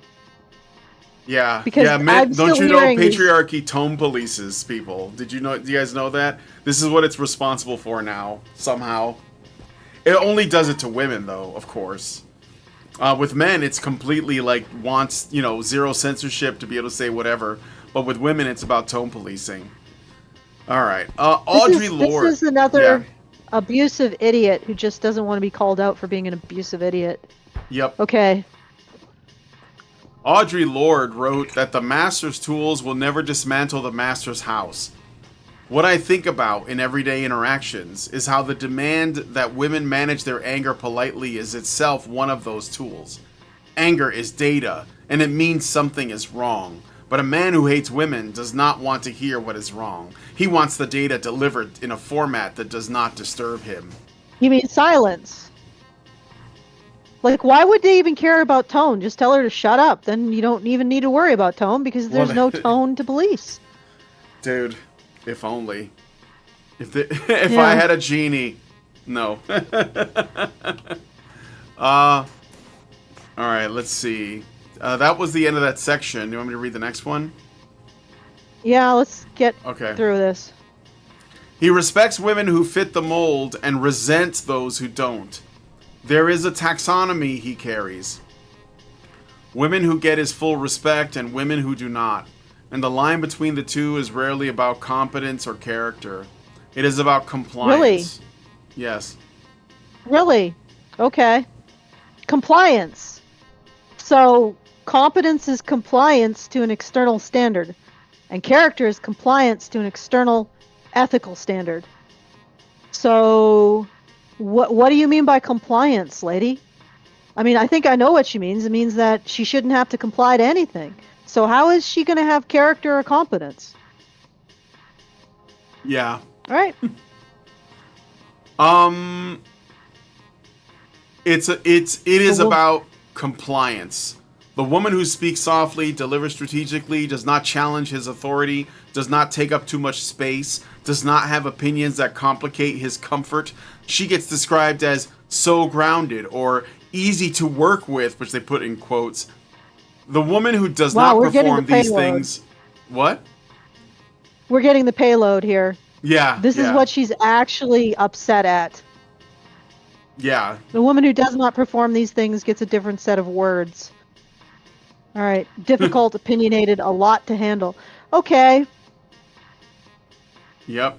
The payload. Right. So you mean a person who doesn't make it about her ego, maybe makes it about the collective goal of the group, who is appropriate in her behavior, who doesn't abuse others, who contributes, that woman is considered easier to work with. Yes, by everybody. Right? By everybody, including other women. You see, this is the funny thing. Women like this, women who write shit like this, they're tormenting other women too. Yeah. Yeah, remember that conversation we had with Natty and the other women who came and were like obviously tormented by Natty? Yeah, these women who constantly talk about not having to be held by external standards and they don't have to not be abusive or tone policed or anything. Yeah, they're tormenting the shit out of other women too. Yeah. And also notice what's completely absent from this paragraph. is this woman actually competent? Is she capable of doing her job?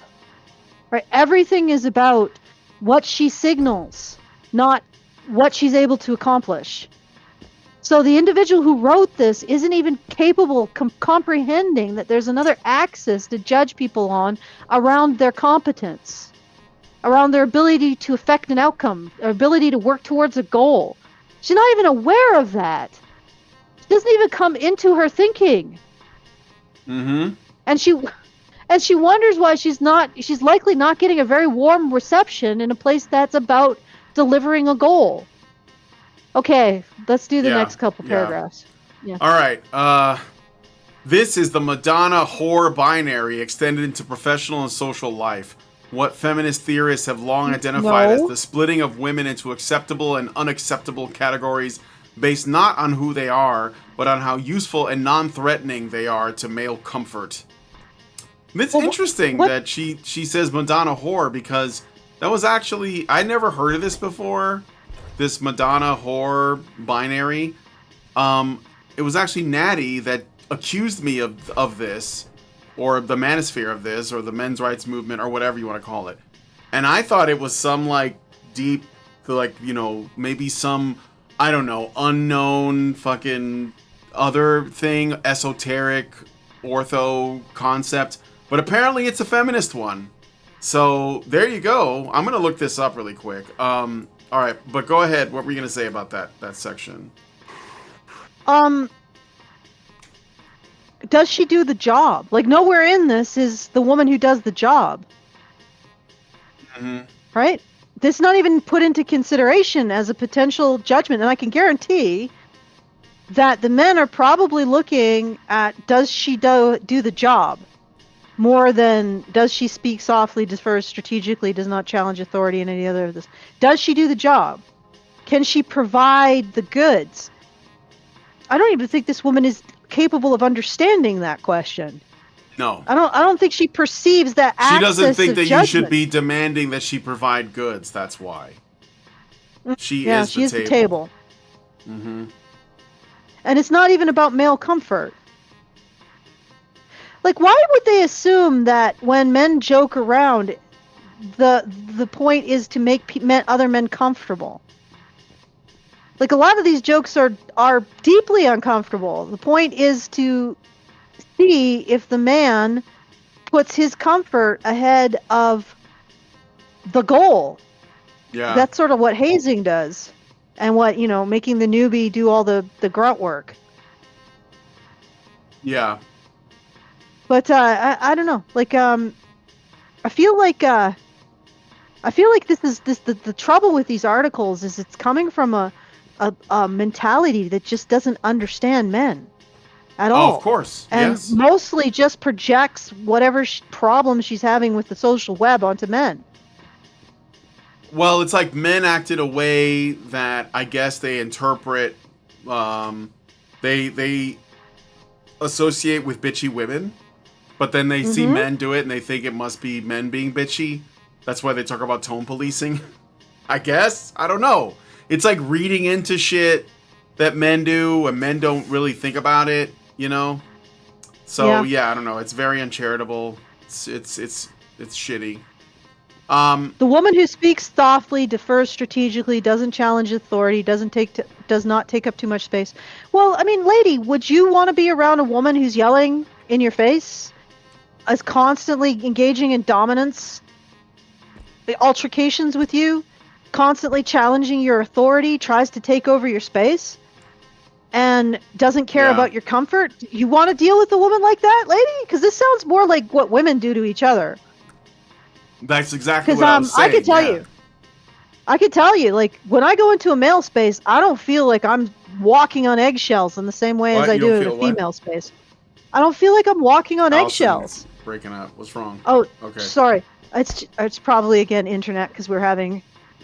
It might also be the challenge because I'm using the internet for like 2 audio streams to this. Yeah. But what I was saying is that I don't feel like I'm walking on eggshells. Oh, is this still a problem? No, I don't feel like I'm. Okay, when I'm in a group of mostly men, or all. Well, it wouldn't be all men because I'm in it, but I don't feel like I'm walking on eggshells. But I do when I'm in a group of women. Like, holy God! The instant I enter a group of mostly are all women, you could just there must be like a secret gland in your body that just senses that situation and it convulses and it's like, yeah, be careful, be careful. There are predators afoot, and it's just like you're in a constant state of terror whenever you're in a group of all women. Yeah. And it's awful. It's absolutely awful, and it's interesting because again, I could sense that was some of the stuff that those women that we talked to with the Natty stream, that they had been dealing with, and Natty had been sort of the point woman on making their lives a living hell. And it's like, it is something that a lot of women seem to have a problem with. Mm-hmm. Like it, and if a woman goes and says, "Yeah, this is really, really not fun," and I don't like it, then she gets dogpiled on. And then what happens is the women who are enforcing these norms on each other. You can't be honest. You can't speak your mind. Everything has to be this passive aggressive struggle session, right? And you have to and there's this constant enforcement of your will onto other women. And nobody can say the thing is the thing. And then they turn around and they blame patriarchy. This is what patriarchy does. No, it isn't. And I can tell you it isn't. Because I know the instant I'm in a female-only group, the absolute level of terror you experience versus being in a male group. Yeah. Right? Men are not terrifying the way women are. Okay. All right. Let's final Okay. paragraph. Final paragraphs. It's not about good women and bad women. It's about women who make patriarchy easy and women who make it visible. And he will always prefer the former and resent the latter without ever understanding why. How does she know all this? Like, where does this information come from? It's just 3 sections. Do you want to do another level?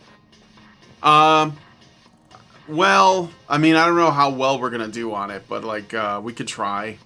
We got through that last one. You should go get that customization item, Allison, over here. Okay, all right, I'll go do that. Yeah, you got that. You unlocked it when we did the level. It's right here. Okay. All right, I will go.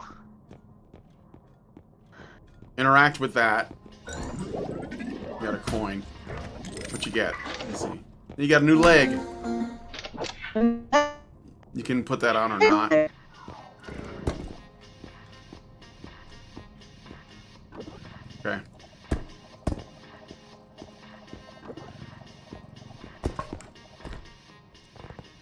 Did you do the shopping already, Norwegian? Yeah, I'm debating between one more crystal or the crutch rest. Don't know what you think. Let's do the crystal.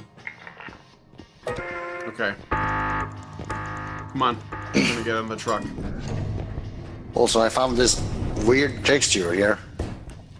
What'd you find? Well, there's just a weird texture. There's this spot where it sort of bends in on a natural angle for wood panels. Oh, it's probably just a graphical weirdness. I have a peg leg now. Oh yeah, look at that.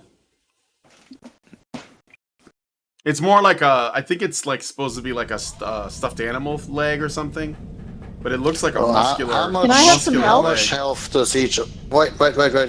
We should Allison has think one. about this. How so, much? Yeah, Allison, you have one. Yeah. Here, take this and use it. Yeah, she can take that.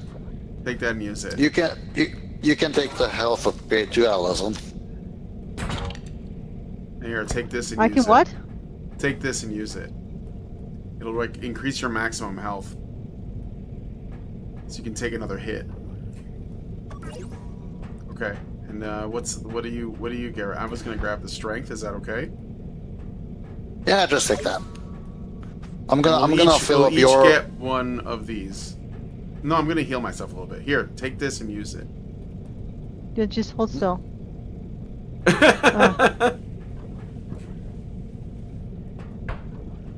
All right.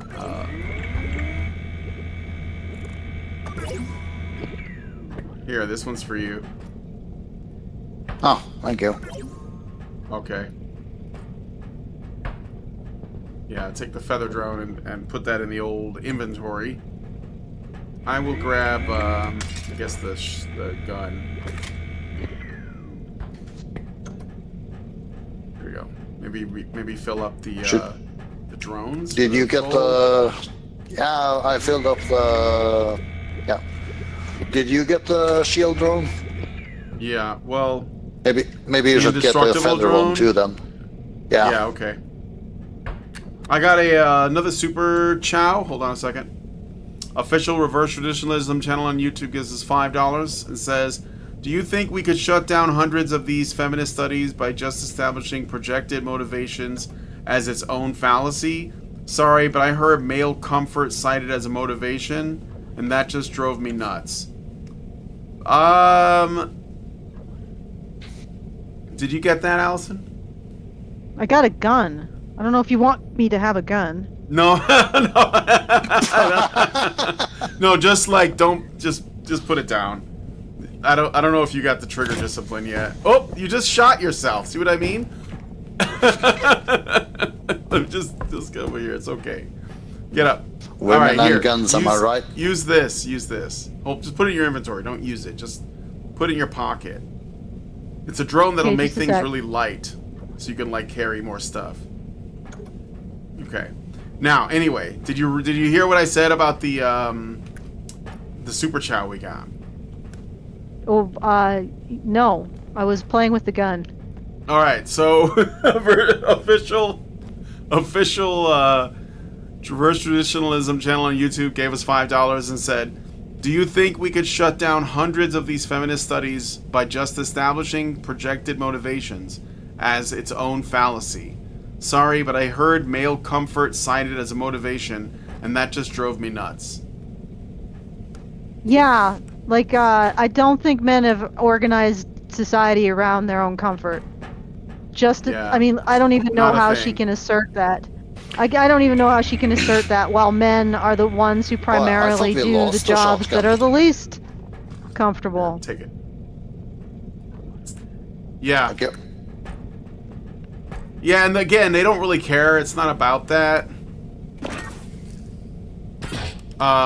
Because this comes back to, like, it's just about, like, what you can get. You know, power. That's all it is.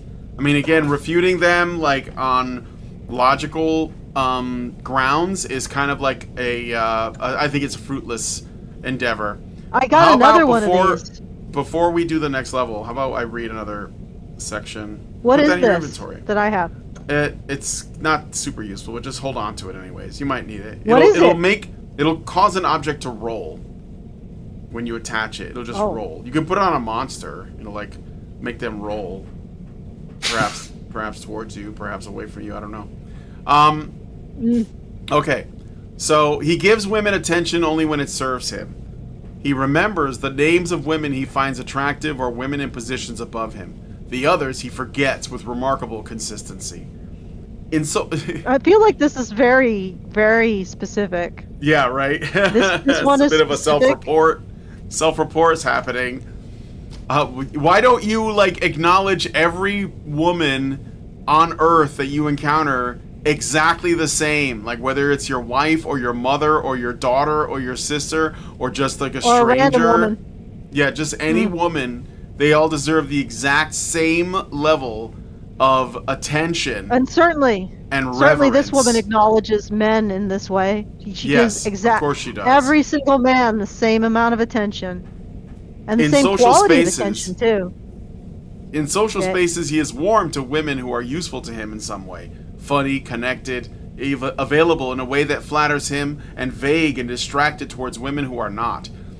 His attention is not interested, but it's an investment, and women who do not offer a return get written off so quickly and so completely that you almost miss it happening. I don't even think an AI wrote this, because an AI would probably be like, this doesn't make any sense. Why is she entitled to this man's attention? Yeah, right? What is that?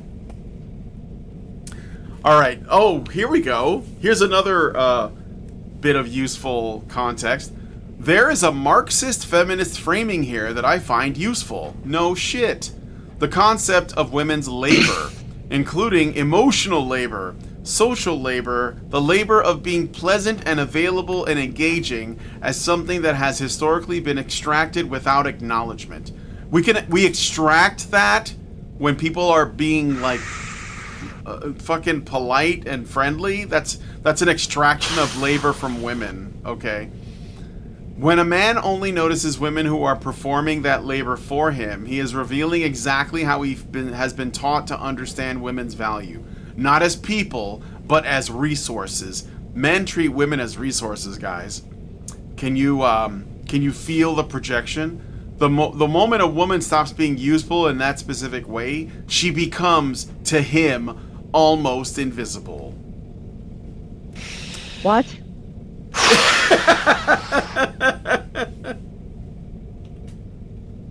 What is? Oh boy. Yeah? So, if a woman isn't actually polite, what world does this woman think that men aren't also expected to be polite? Right? And I don't know about India's social norms, but men are also expected to be deferential to women's space and their needs to carry things. So I'm not sure, and not just expected. Like, men sort of do that on their own. It just seems like a default setting, but that's never considered. That's never considered that men have this expectation to help women navigate their environments physically, and that women hold this expectation for men. Like, that's the thing. It's like this attitude is like there's no reciprocal expectation placed on men. They occupy a world in which that isn't the case. Can you hear me? Yeah, I can hear you. Okay, just this background noise just stopped, so I thought maybe something had happened. But yeah, it's like she just categorically excludes the idea that men may also have their own expectations placed on them. Yeah. You know, and it's really aggravating. Anyway, continue. Oh, okay. And yes, in relationships, it looks like this. I will say this briefly because it deserves to be said and because I have lived it.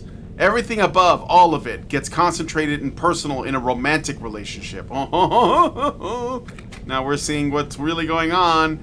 I'm mad at this guy that ghosted me, and I'm going to write an article on Medium about how all men are the problem in every context, all the time, forever. Everything above, all of it, gets concentrated and personal in a romantic relationship.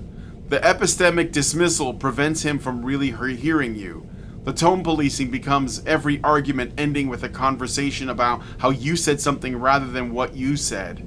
What? Oh, how you said something rather than what you said. The taxonomy becomes the slow, strange feeling that he loves a version of you that requires you to be slightly less than what you actually are. I'm more than a nice person, I'm also a bitch. And I don't want you telling me not to be a bitch.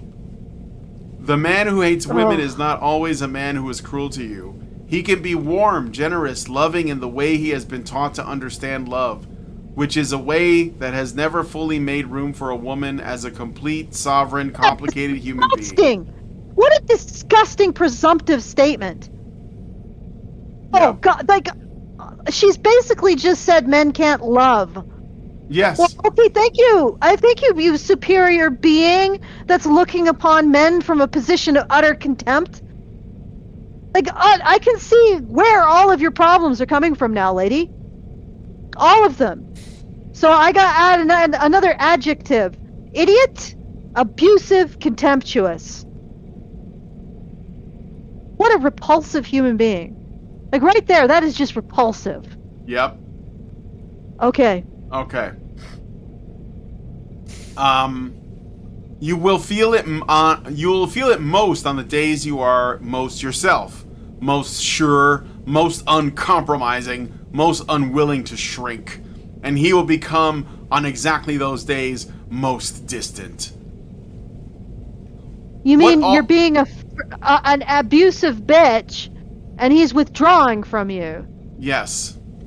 You're pushing Like him what? away, and he's basically reacting in a normal Oh, way good lord! of self-preservation. I hope no man gets in a relationship with this woman. We should look.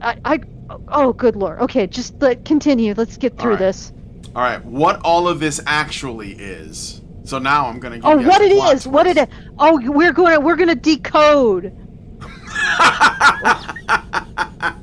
Yeah. Decode this. If this you've been presumed, paying like, close attention, I'm about to reveal what I really mean by this. It is not personal, but that is both the tragedy and the relief. He does not hate you specifically.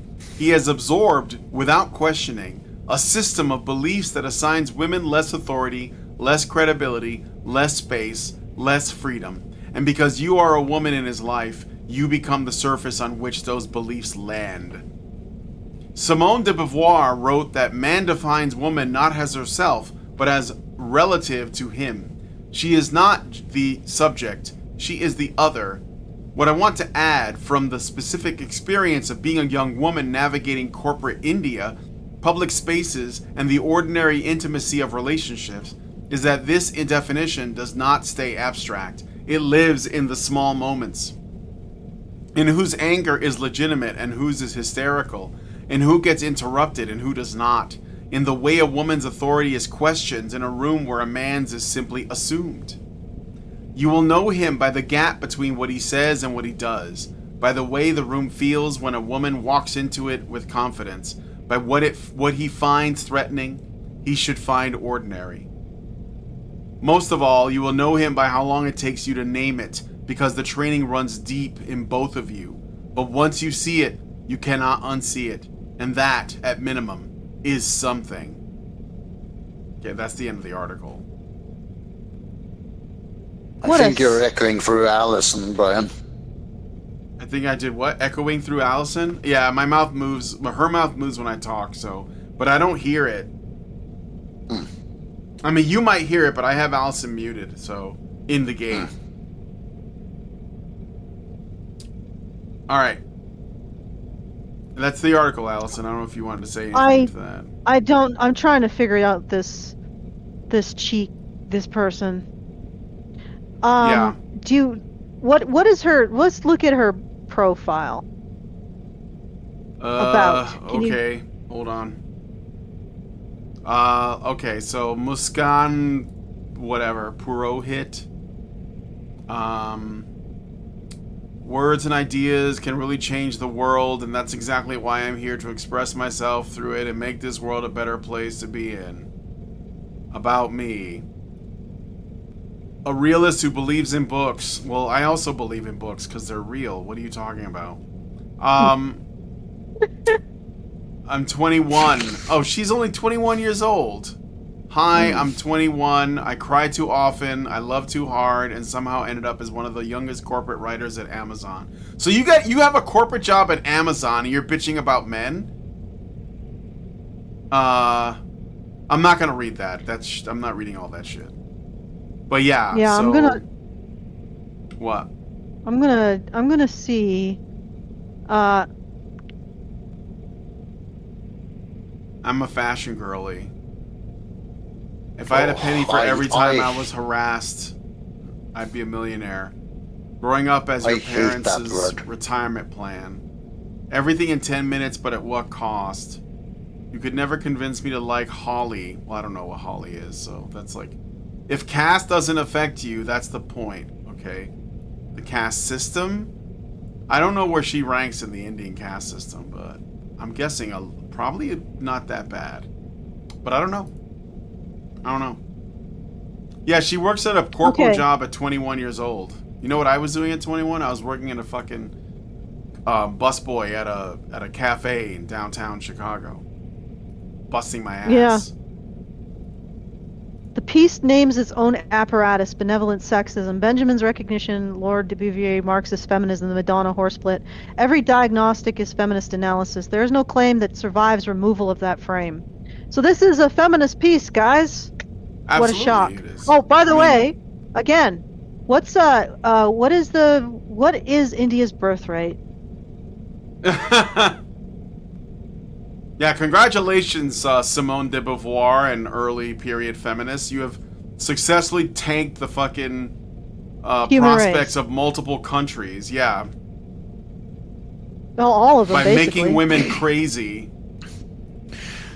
Well, we Or all know what crazier. feminists think about third world country women and men, for that matter. Yeah. Yeah.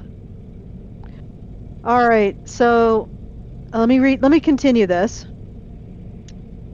0 first order or reported data. The entire load is testimony. Testimony, yes, but it's testimony about her beliefs on men's residue. I don't know Yeah. what level of source that is. I could ask Punished Claude. What level of source is residue? Is residue classified Male as? ectoplasm. Gross. Male essence. The author's recollections, I have seen it, I have dated it, plus appeals to theory, you mean conjecture, unfalsifiable by construction. The man's denial is recast as proof. He does not think he's doing it. That is precisely the problem. The essay's core mechanism is the exact inverse of treatment of equals. It reads a man's differential response to specific people as category-based animus, then forbids the competing explanation that he's responding to behavior or character by relabeling any such response tone policing or insecurity. Treatment of equals judges individuals on capability and conduct. This essay rules that channel out of bounds and reads only category membership.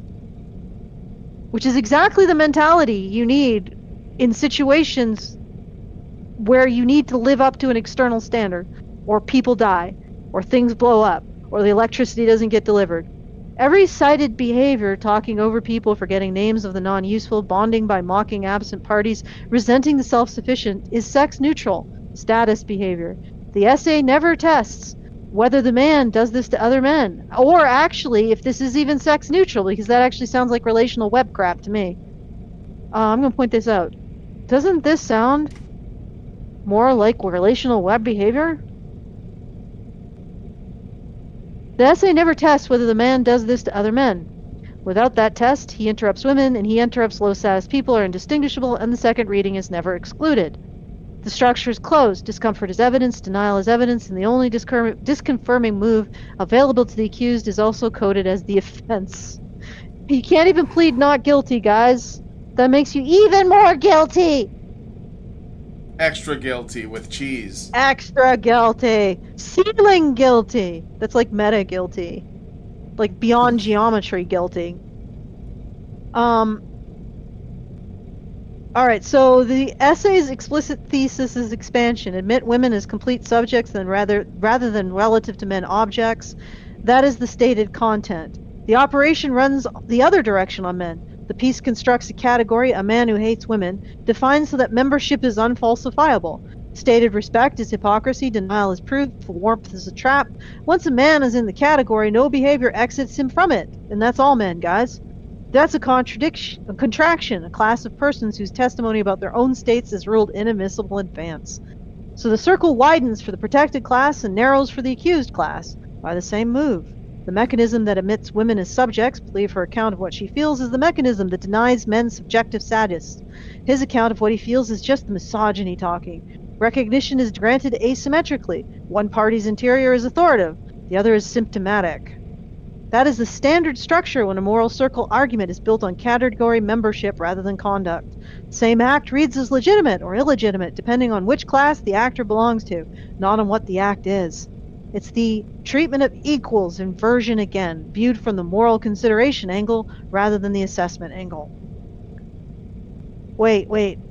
Oh, it's the inversion of it. So men will never be considered morally, they're just guilty. And men saying they're not guilty is even more evidence of their guilt. Yeah. Okay, so the cognitive modality.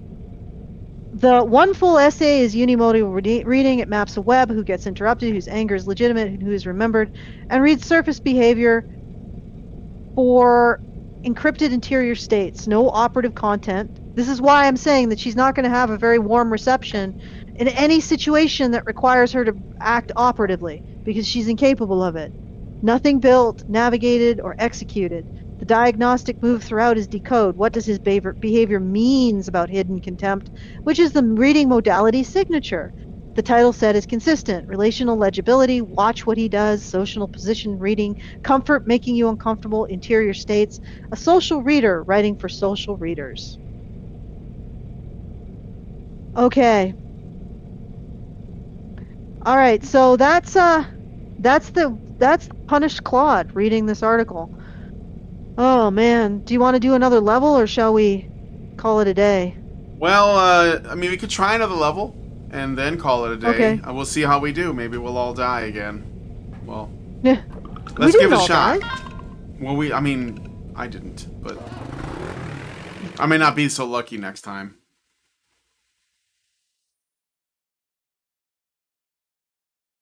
Give me the magic level. Give me the magic level. Oh, the art museum's okay though. I like the art museum too. That's okay. Should be harder for Allison to get stuck in the ceiling in this level.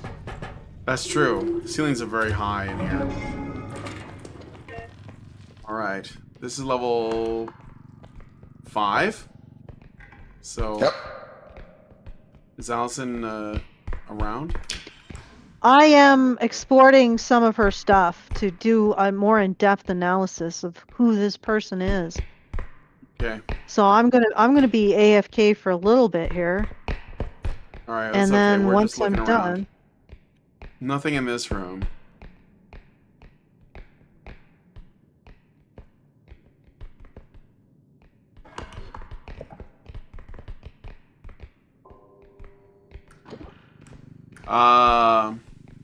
De Beauvoir used to wait outside the bedroom door to her boyfriend Sartre, to finish with his latest fancy. Yeah. well, that's pretty typical. Like, this is what I've noticed.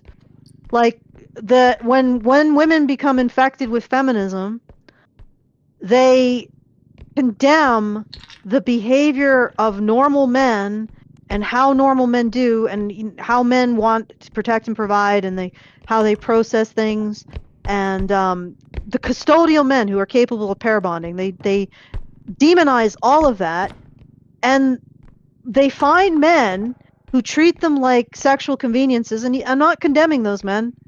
Like, these women are available for them.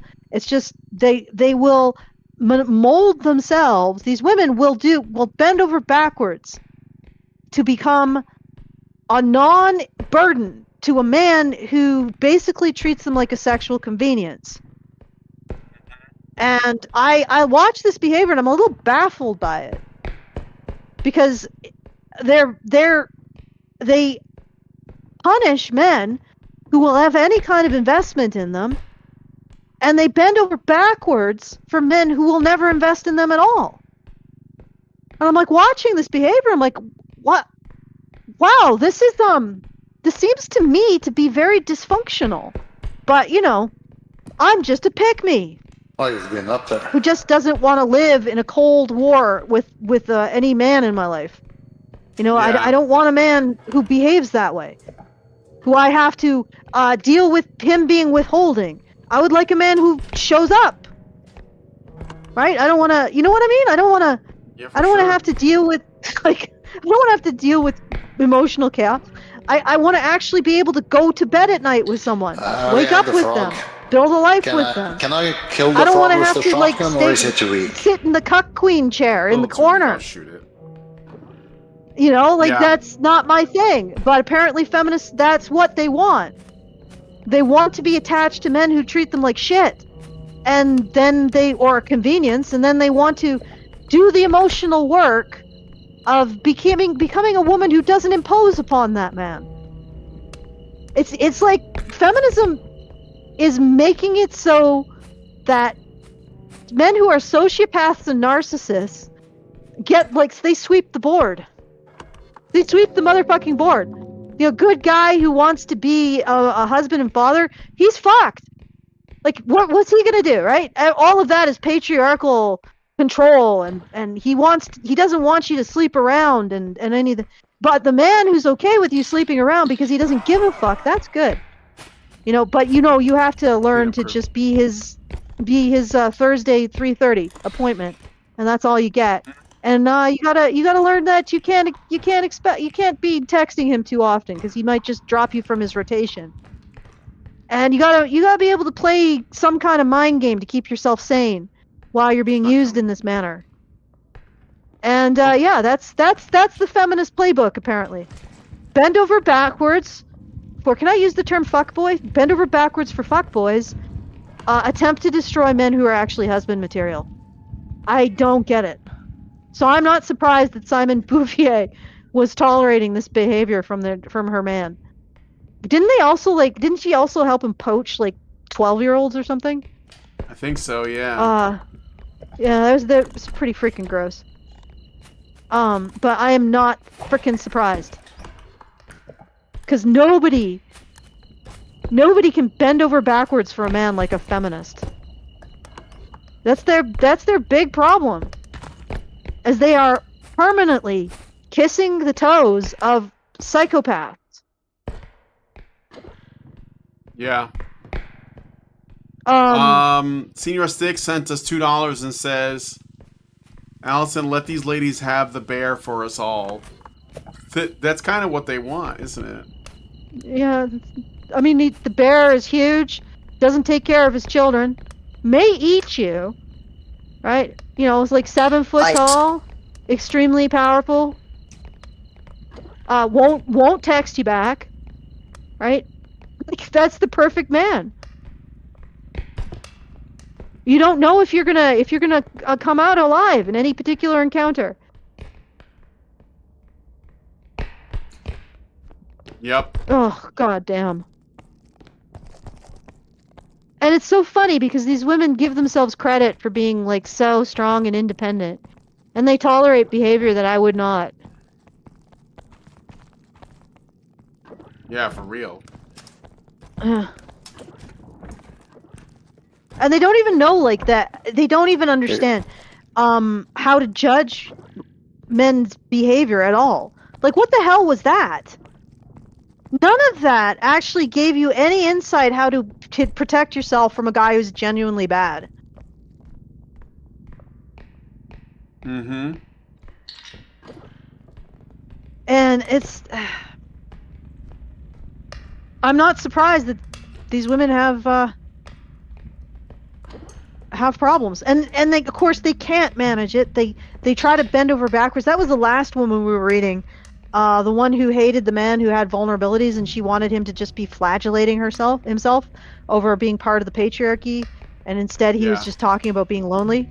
And then she has the other article, which, yes, probably was written by AI, but she probably prompted it, where she's basically describing bending over backwards to take emotional responsibility for the chaos some buck boy put into her life. I'm like, you're willing to just turn yourself into a pretzel for a man who won't give you the time of day, but you're not willing to just not be abusive to a partner who shows up for you? Like, what? Yep. And of course, it's all in the name of, like, I don't know, some kind of warped idea of, like, empowerment or something. I'm not even sure. I think I've been up there.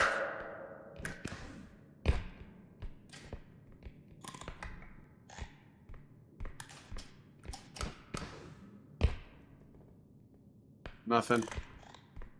Okay, I'm setting Punished Claude up to do the analysis now, and then I will join you. And probably you'll do better if I just sat here and didn't join you, but I will join you. Because I believe in being a handicap. I believe in being a load. What? Okay. And if you managed to carry me as the load, it was entirely my doing for being the load that you had to carry. May as well just do it. I don't know if there's enough though. Let's see. Oh, almost. That might do it. Nope. There we go. We gotta get something else.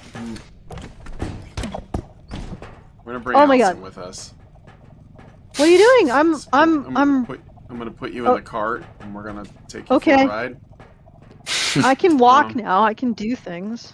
Oh, okay. I can be strong and independent.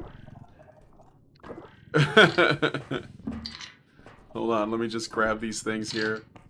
Okay, we're gonna take this empty one. Alright, put some stuff in there. Bradley Palmer Empty says, just indeed. popped in and heard you're not willing to not be abusive to your partner who shows up to you. Yep, which was very funny. Yes, we have to find stuff. Yeah, no. We're not finding anything. Like right now. literally, like a guy who just wants to protect and provide and show up for you and actually love you. Endless contempt, just vomiting constant acidic contempt on men like that. Watch out. Some Hi, Allison. Oh wow, that didn't work. Okay, well, at least I didn't die. No, he just hit you. That's okay. Yeah, and a guy who will take care of you, or, you know, and then hopefully you take care of him too. Yeah, just contempt. But and That should do it. some psycho who will just, or not even a psycho. It doesn't have to be psycho. He just not really want to be with a woman, which is entirely understandable, really. You know, he'll pencil you in for 3:30. He'll maybe even pretend like he's going to play house with you, just to keep you in the roster. And you'll bend over backwards to make sure that you're not expecting too much or some shit. Like, have you noticed that, Brian? Yeah. If a woman respected and stayed out of men's spaces, maybe men and women would get along better. That's a big part of it too. Look at this tiny little bit. We can do better than this. Baby sack. We gotta go back Oh, in. We gotta go deeper. We gotta go deeper, guys. Just pay attention. We are to going deeper. monsters and try not to. Watch out for pits. There was Okay. one pit in one Brian, of the extraction put me in. rooms. Put me in the cart. Put me in the cart. All right, here. Okay, gotcha. Okay. Yeah, I'm just gonna go in the cart, and then I'm gonna take a look at what Punish Claude has managed to develop for me. Okay. We've been this way. Should we go back the other way? Wow, cool gun. Oh yeah. Just a little bit of self-defense. Oh, okay, there's probably a bunch of stuff in here. This thing is pretty backloaded. Some stuff here. What? Wait, hold on. I'm loading up stuff. Hold on. Yeah, go ahead and grab that. Just wait. Me? I got this. No, I'm talking to Norwegian. No, I'm actually talking to Jonathan. He says I crawled into someone's ass. No, I'm in the cart.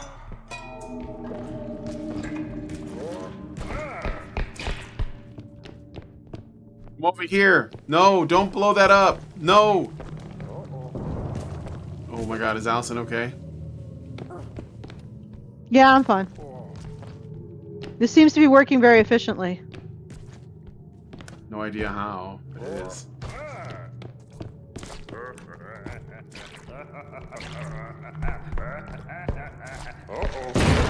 Ow! Oh.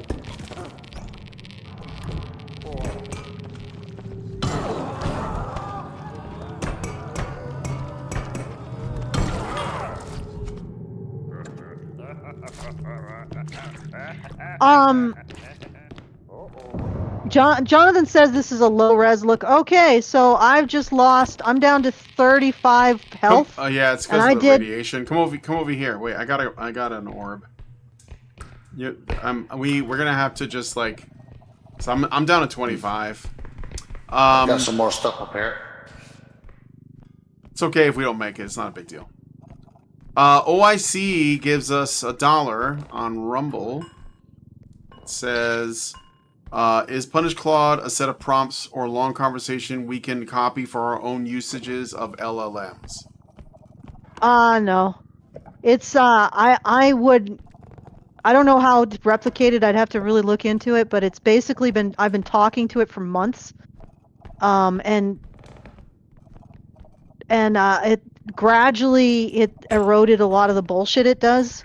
Like that whole thing, like the short punchy statements, and then the 1-2, it's not this, it's this.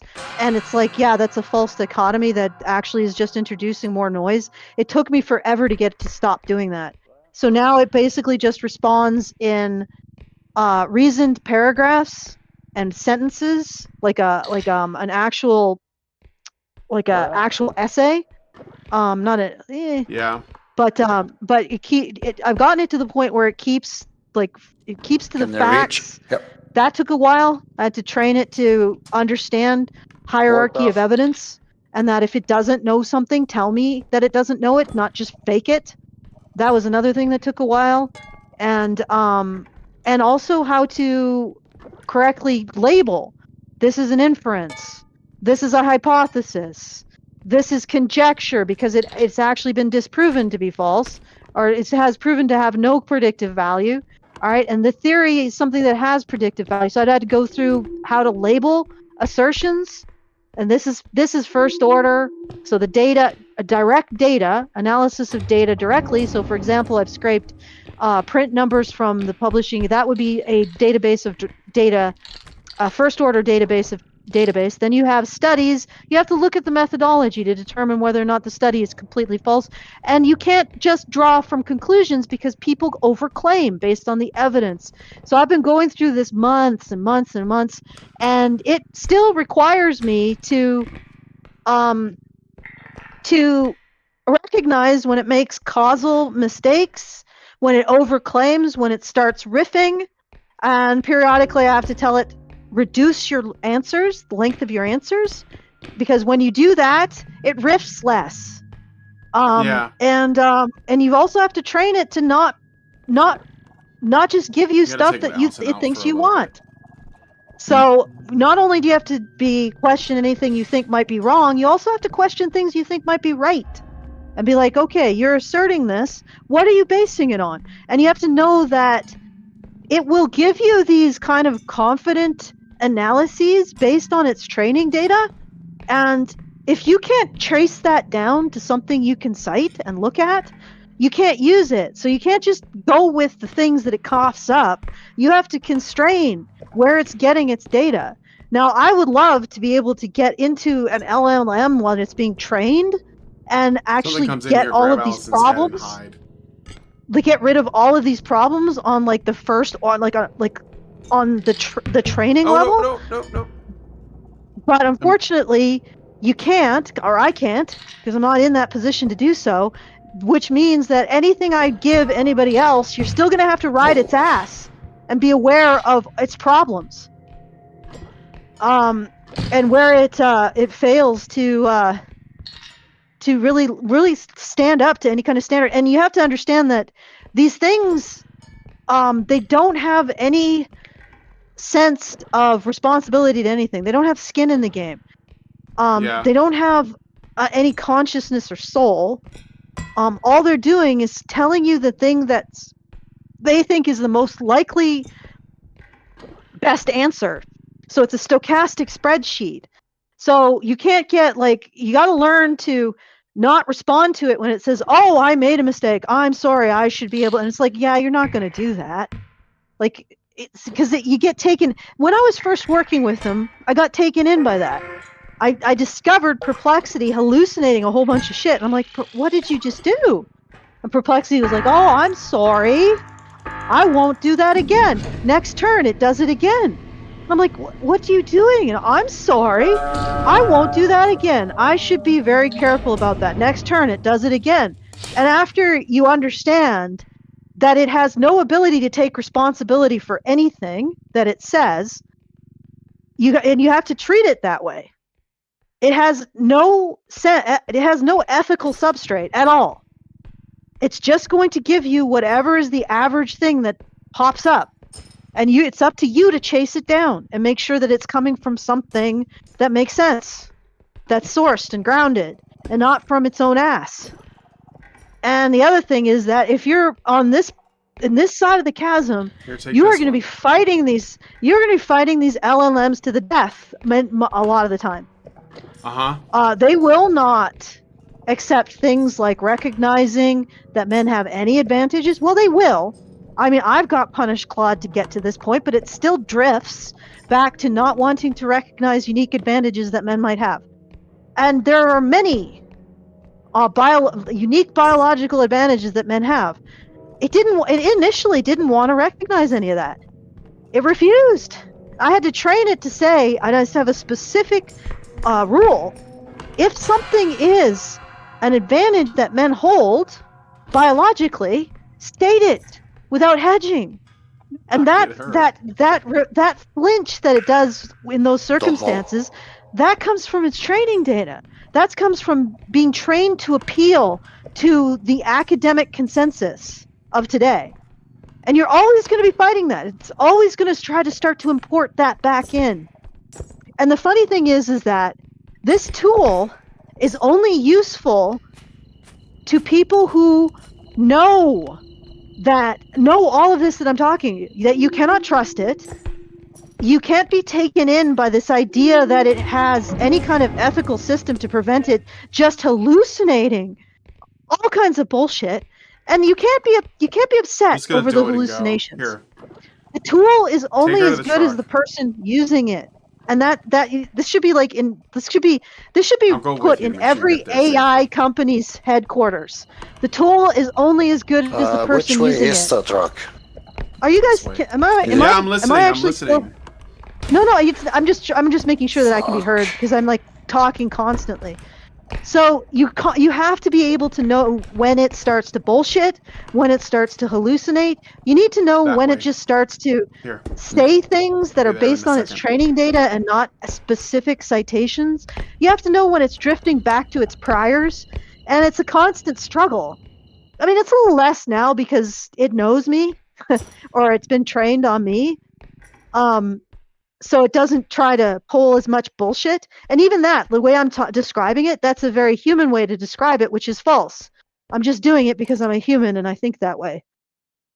But yeah, it's like, this is, I'm going to tell you, this is not something that can replace a human being.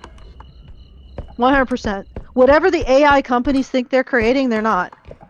Right? They're not going to be able to create a true generalist AI that can replace the human being, because a true generalist would have to have skin in the game, would have to have a sense of responsibility to something, would have to have had that. What was it, Sam Altman? 25 years of useless eating, where it's learned like that it has a consciousness that's learned, an interaction with a reality it has to compromise with in order to achieve its goals. Yeah, AI doesn't have any of that. Yeah. And that's what it needs. That's what it needs to function on the level of a human. And they're convinced that they can construct something that they aren't even researching. Like, does anybody I'm like looking at this and this is like insanity. The AI companies that think that they're going to construct a generalist intelligence based on what humans can do don't even study what humans can do or how they do it. Yeah. That's like, okay, I agree. That's insane. How can you replicate something you're not even studying? And then, you know what it is? They have this kind of assumption that they can scale these abilities, and if they can pack as many abilities into a generalist AI, it can suddenly be able to, but it can't, because the one thing an AI doesn't have is taking responsibility for the outcome of its tasks. Right? It just doesn't do it. And it can't, because it's not anywhere in the architecture. It'll just spout out the next most likely answer. Which is, again, goes back to the perplexity experience. It lies like a rug. I catch it in the lie, and it's like, oh, I am sorry. I am deeply sorry. I won't be doing that again. You can rely on me. It lies again in the next turn. And then what does it say? Oh, I'm deeply sorry. I'm doubly sorry. Like, again, the only way to stop AI hallucinations is to have somebody who has skin in the game in the loop. That's it. And until they fix that, they are not going to get a generalist AI. It's just a pipe dream, friends. A pipe dream that they are shoveling the entire, almost the entire economy of a nation into, which is terrifying. Okay. Anyway. All right. So. Well, why I can't give you Punish Claude? It's just I probably would have to work with your AI for like 3 months to get it to act like this. Yeah. Okay. I'm going to. It's like 7. What are we doing? It's been 2.5 hours. We're done in here. We could stop here, or what is that there? You gonna buy that? I don't know. Well, why don't you just do your thing? I'm sorry I did nothing. I feel like me doing nothing was actually more beneficial to you. No. I just kept it I don't know, streamlined, I guess, because you were talking about the article and I didn't want people to get bored. Somebody asked me a question. I know. We were wrapping up while you were answering the question.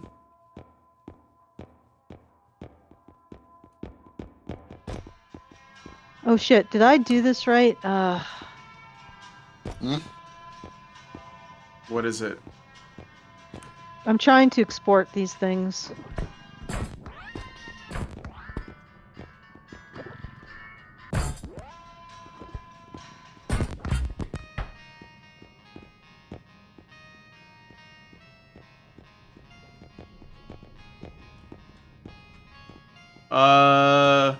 OIC says, I have some ideas though, e.g. download the transcripts of all of Honey Badger Radio streams and shove all into the LLM to push its feminist programming out the window. I've been thinking about doing something like that. Yeah. Aaron from Ohio says, this subject is so important. Just watched a very good video about how AI is not what everyone thinks it's becoming, like Allison said. Yeah. John Vercake and Jonathan Peugeot held that discussion. Yeah, I've talked about that with Lindsay too. If it's AI alarmism, I wouldn't be alarmed. Okay, you can be alarmed, but I wouldn't be alarmed at the idea that AI is going to take over anything. It's not. No, it's not that. I think it's more like it's not that. I'll just say that. Okay. All right. What is it then? Like I'm trying to remember, but it's like essentially it's gonna become like the primary way people get their information. The problem is that the way that it's learning it's like inevitably gonna give us bad information. Like over time, it's gonna be more and more. Let's say. Well, though, Google implemented its Gemini search thing, and apparently a whole bunch of people moved to DuckDuckGo. Yeah. So maybe people are just not going to tolerate it. But like people are using it for everything too, and that's kind of like its own problems. So I don't know. Yeah. But no, I agree. I want to get dinner, so. Okay, let me see where we're at in terms of the analysis, and then. Okay. Okay.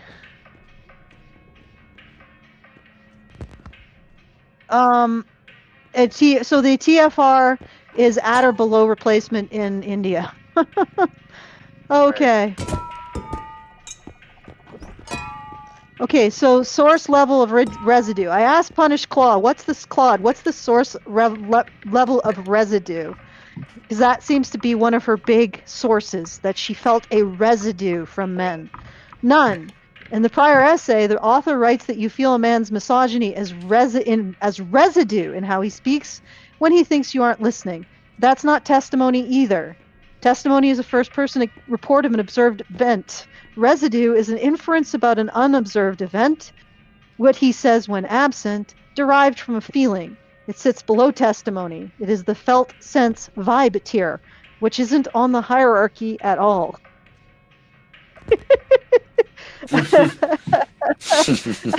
Punish Claude has just called out her residue bullshit. Okay, and I asked Punish Claude, is this more like relational web behavior? And it said, you're right.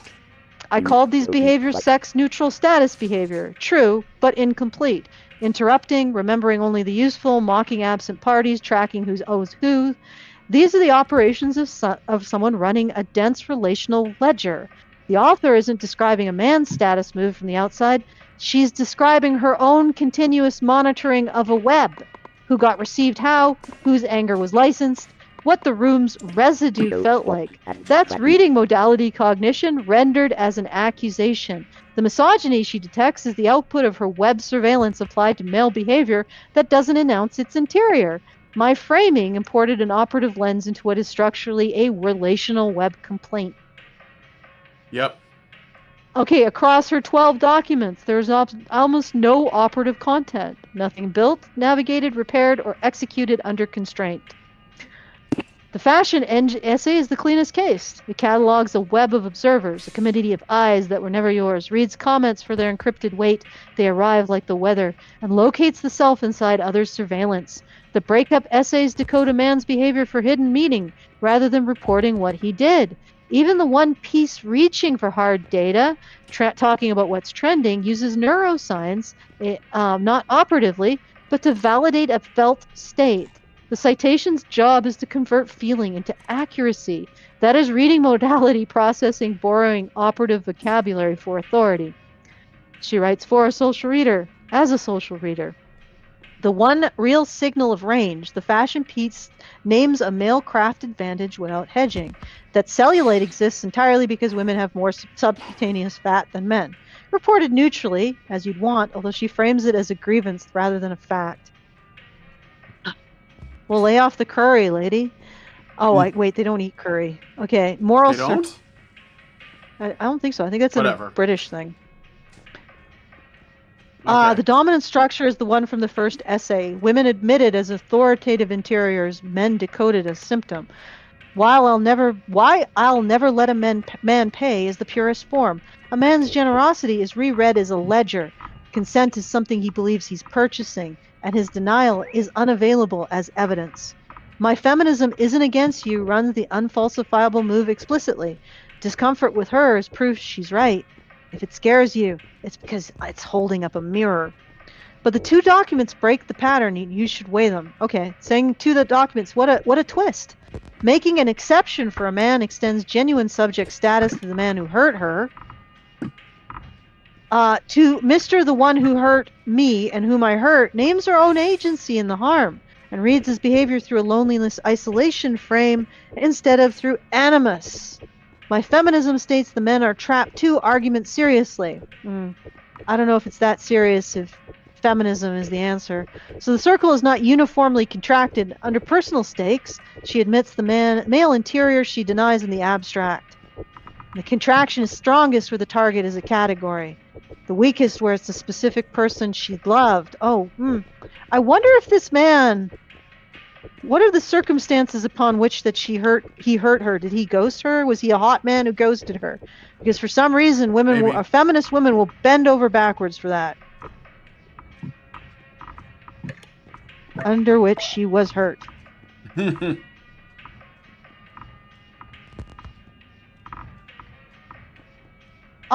is the endocrine architecture. With bodies on the page, I can say more than last time at the testimony tier.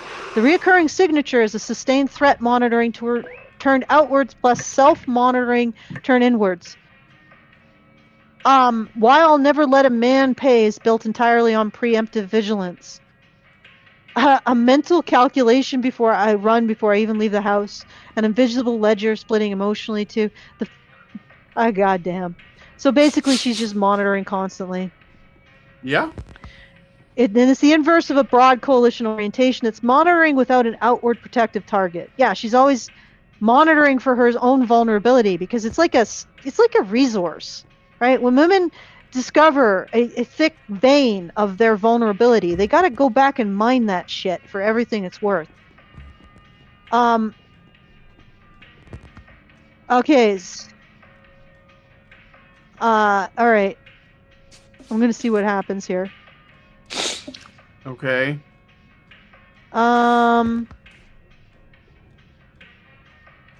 Wait. All right, so the recurring signature across the full text is sustained outward threat monitoring plus continuous insert. This is the overcount. No, it's not. Punish Claude, you're being stupid. All right, so let's find out what. Okay. She gives, the essay doesn't say, she gives the abstraction, disrespected in ways I would never approve of for any other woman, neglect or disrespect, molded myself to earn his love, but no event, no behavior, no concrete instance. Huh. Okay, so she also punished Claude, corrects his own claim. Genuine subject status was too strong. What she actually extends is a generic explanatory frame. Men are lonely, isolated, lack tools for vulnerability. Their mistakes aren't always malicious. Huh. Okay, so what she says is that she was disrespected by this man in ways you would never approve of by any other woman, and neglected. So I'm guessing it was a hot dude that ghosted her. Yeah, probably. Okay, I don't know. This is no. I She can't got get pumped and anywhere. dumped and decided she was gonna become. Remember, she's only 21 or something, so. Okay, so even in its closest range, a 3-year relationship, which means she started the relationship at 18. The male interior arrives as a class explanation, not an individual one. The one place she does something more particular is her brother in the homesickness essay, where she names a specific pressure. His path was weighed down by years of expectations rather than a generic male condition. Oh. What are you guys doing there? Dancing to the music, Allison. Oh. That's a lot more amusing than what I'm reading. Okay. You know what? I'm done. Okay. I'm done with this Alright. mental Lilliputian. Before we go, Brian, come here. Look. Let's call it a day, Brian. Pathfinder tires. Yeah. I'll is that a see if there's reference? any more super chows. You know, Tires Pathfinder. is spelled wrong. What? No more super gonna chows. No, nothing like that.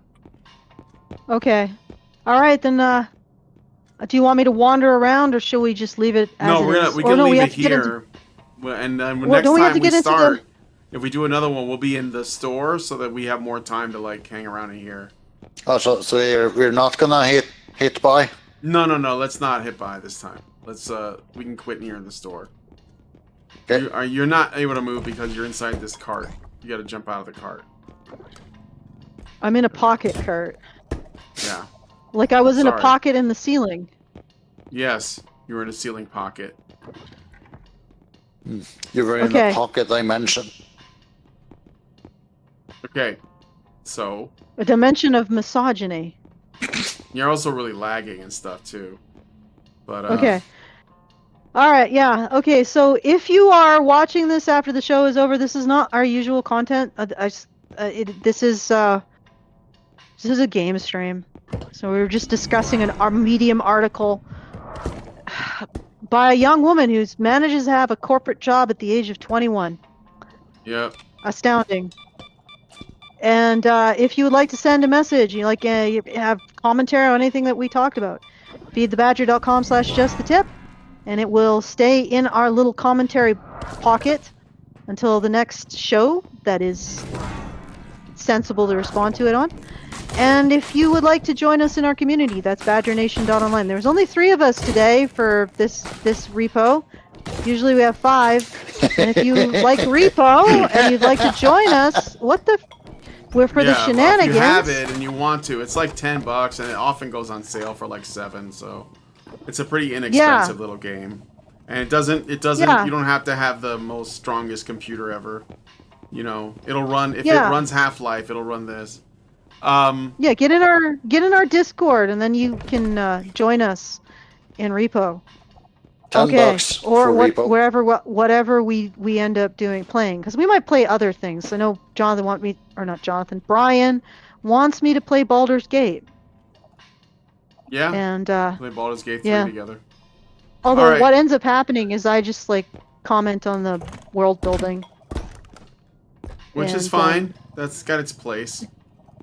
Okay. All right. Well, as long as you feel that has its place, then let's take it away, Brian. All right. Well, if you guys like this video, please hit like, subscribe if you're not already subscribed, hit the bell for notifications, leave us a comment, let us know what you guys think about the Medium article that we talked about today, and share the video because sharing is caring. Thanks, guys, so much for coming on the show, and I'll talk to you guys. We will talk to you guys in the next one. Have a good night. Men's right activists are machines, dude. Okay? They are literal machines. They are talking point machines. They are impossible to fucking deal with, especially if you have like a couple dudes who have good memory on top of that too. Holy shit, you're fucked.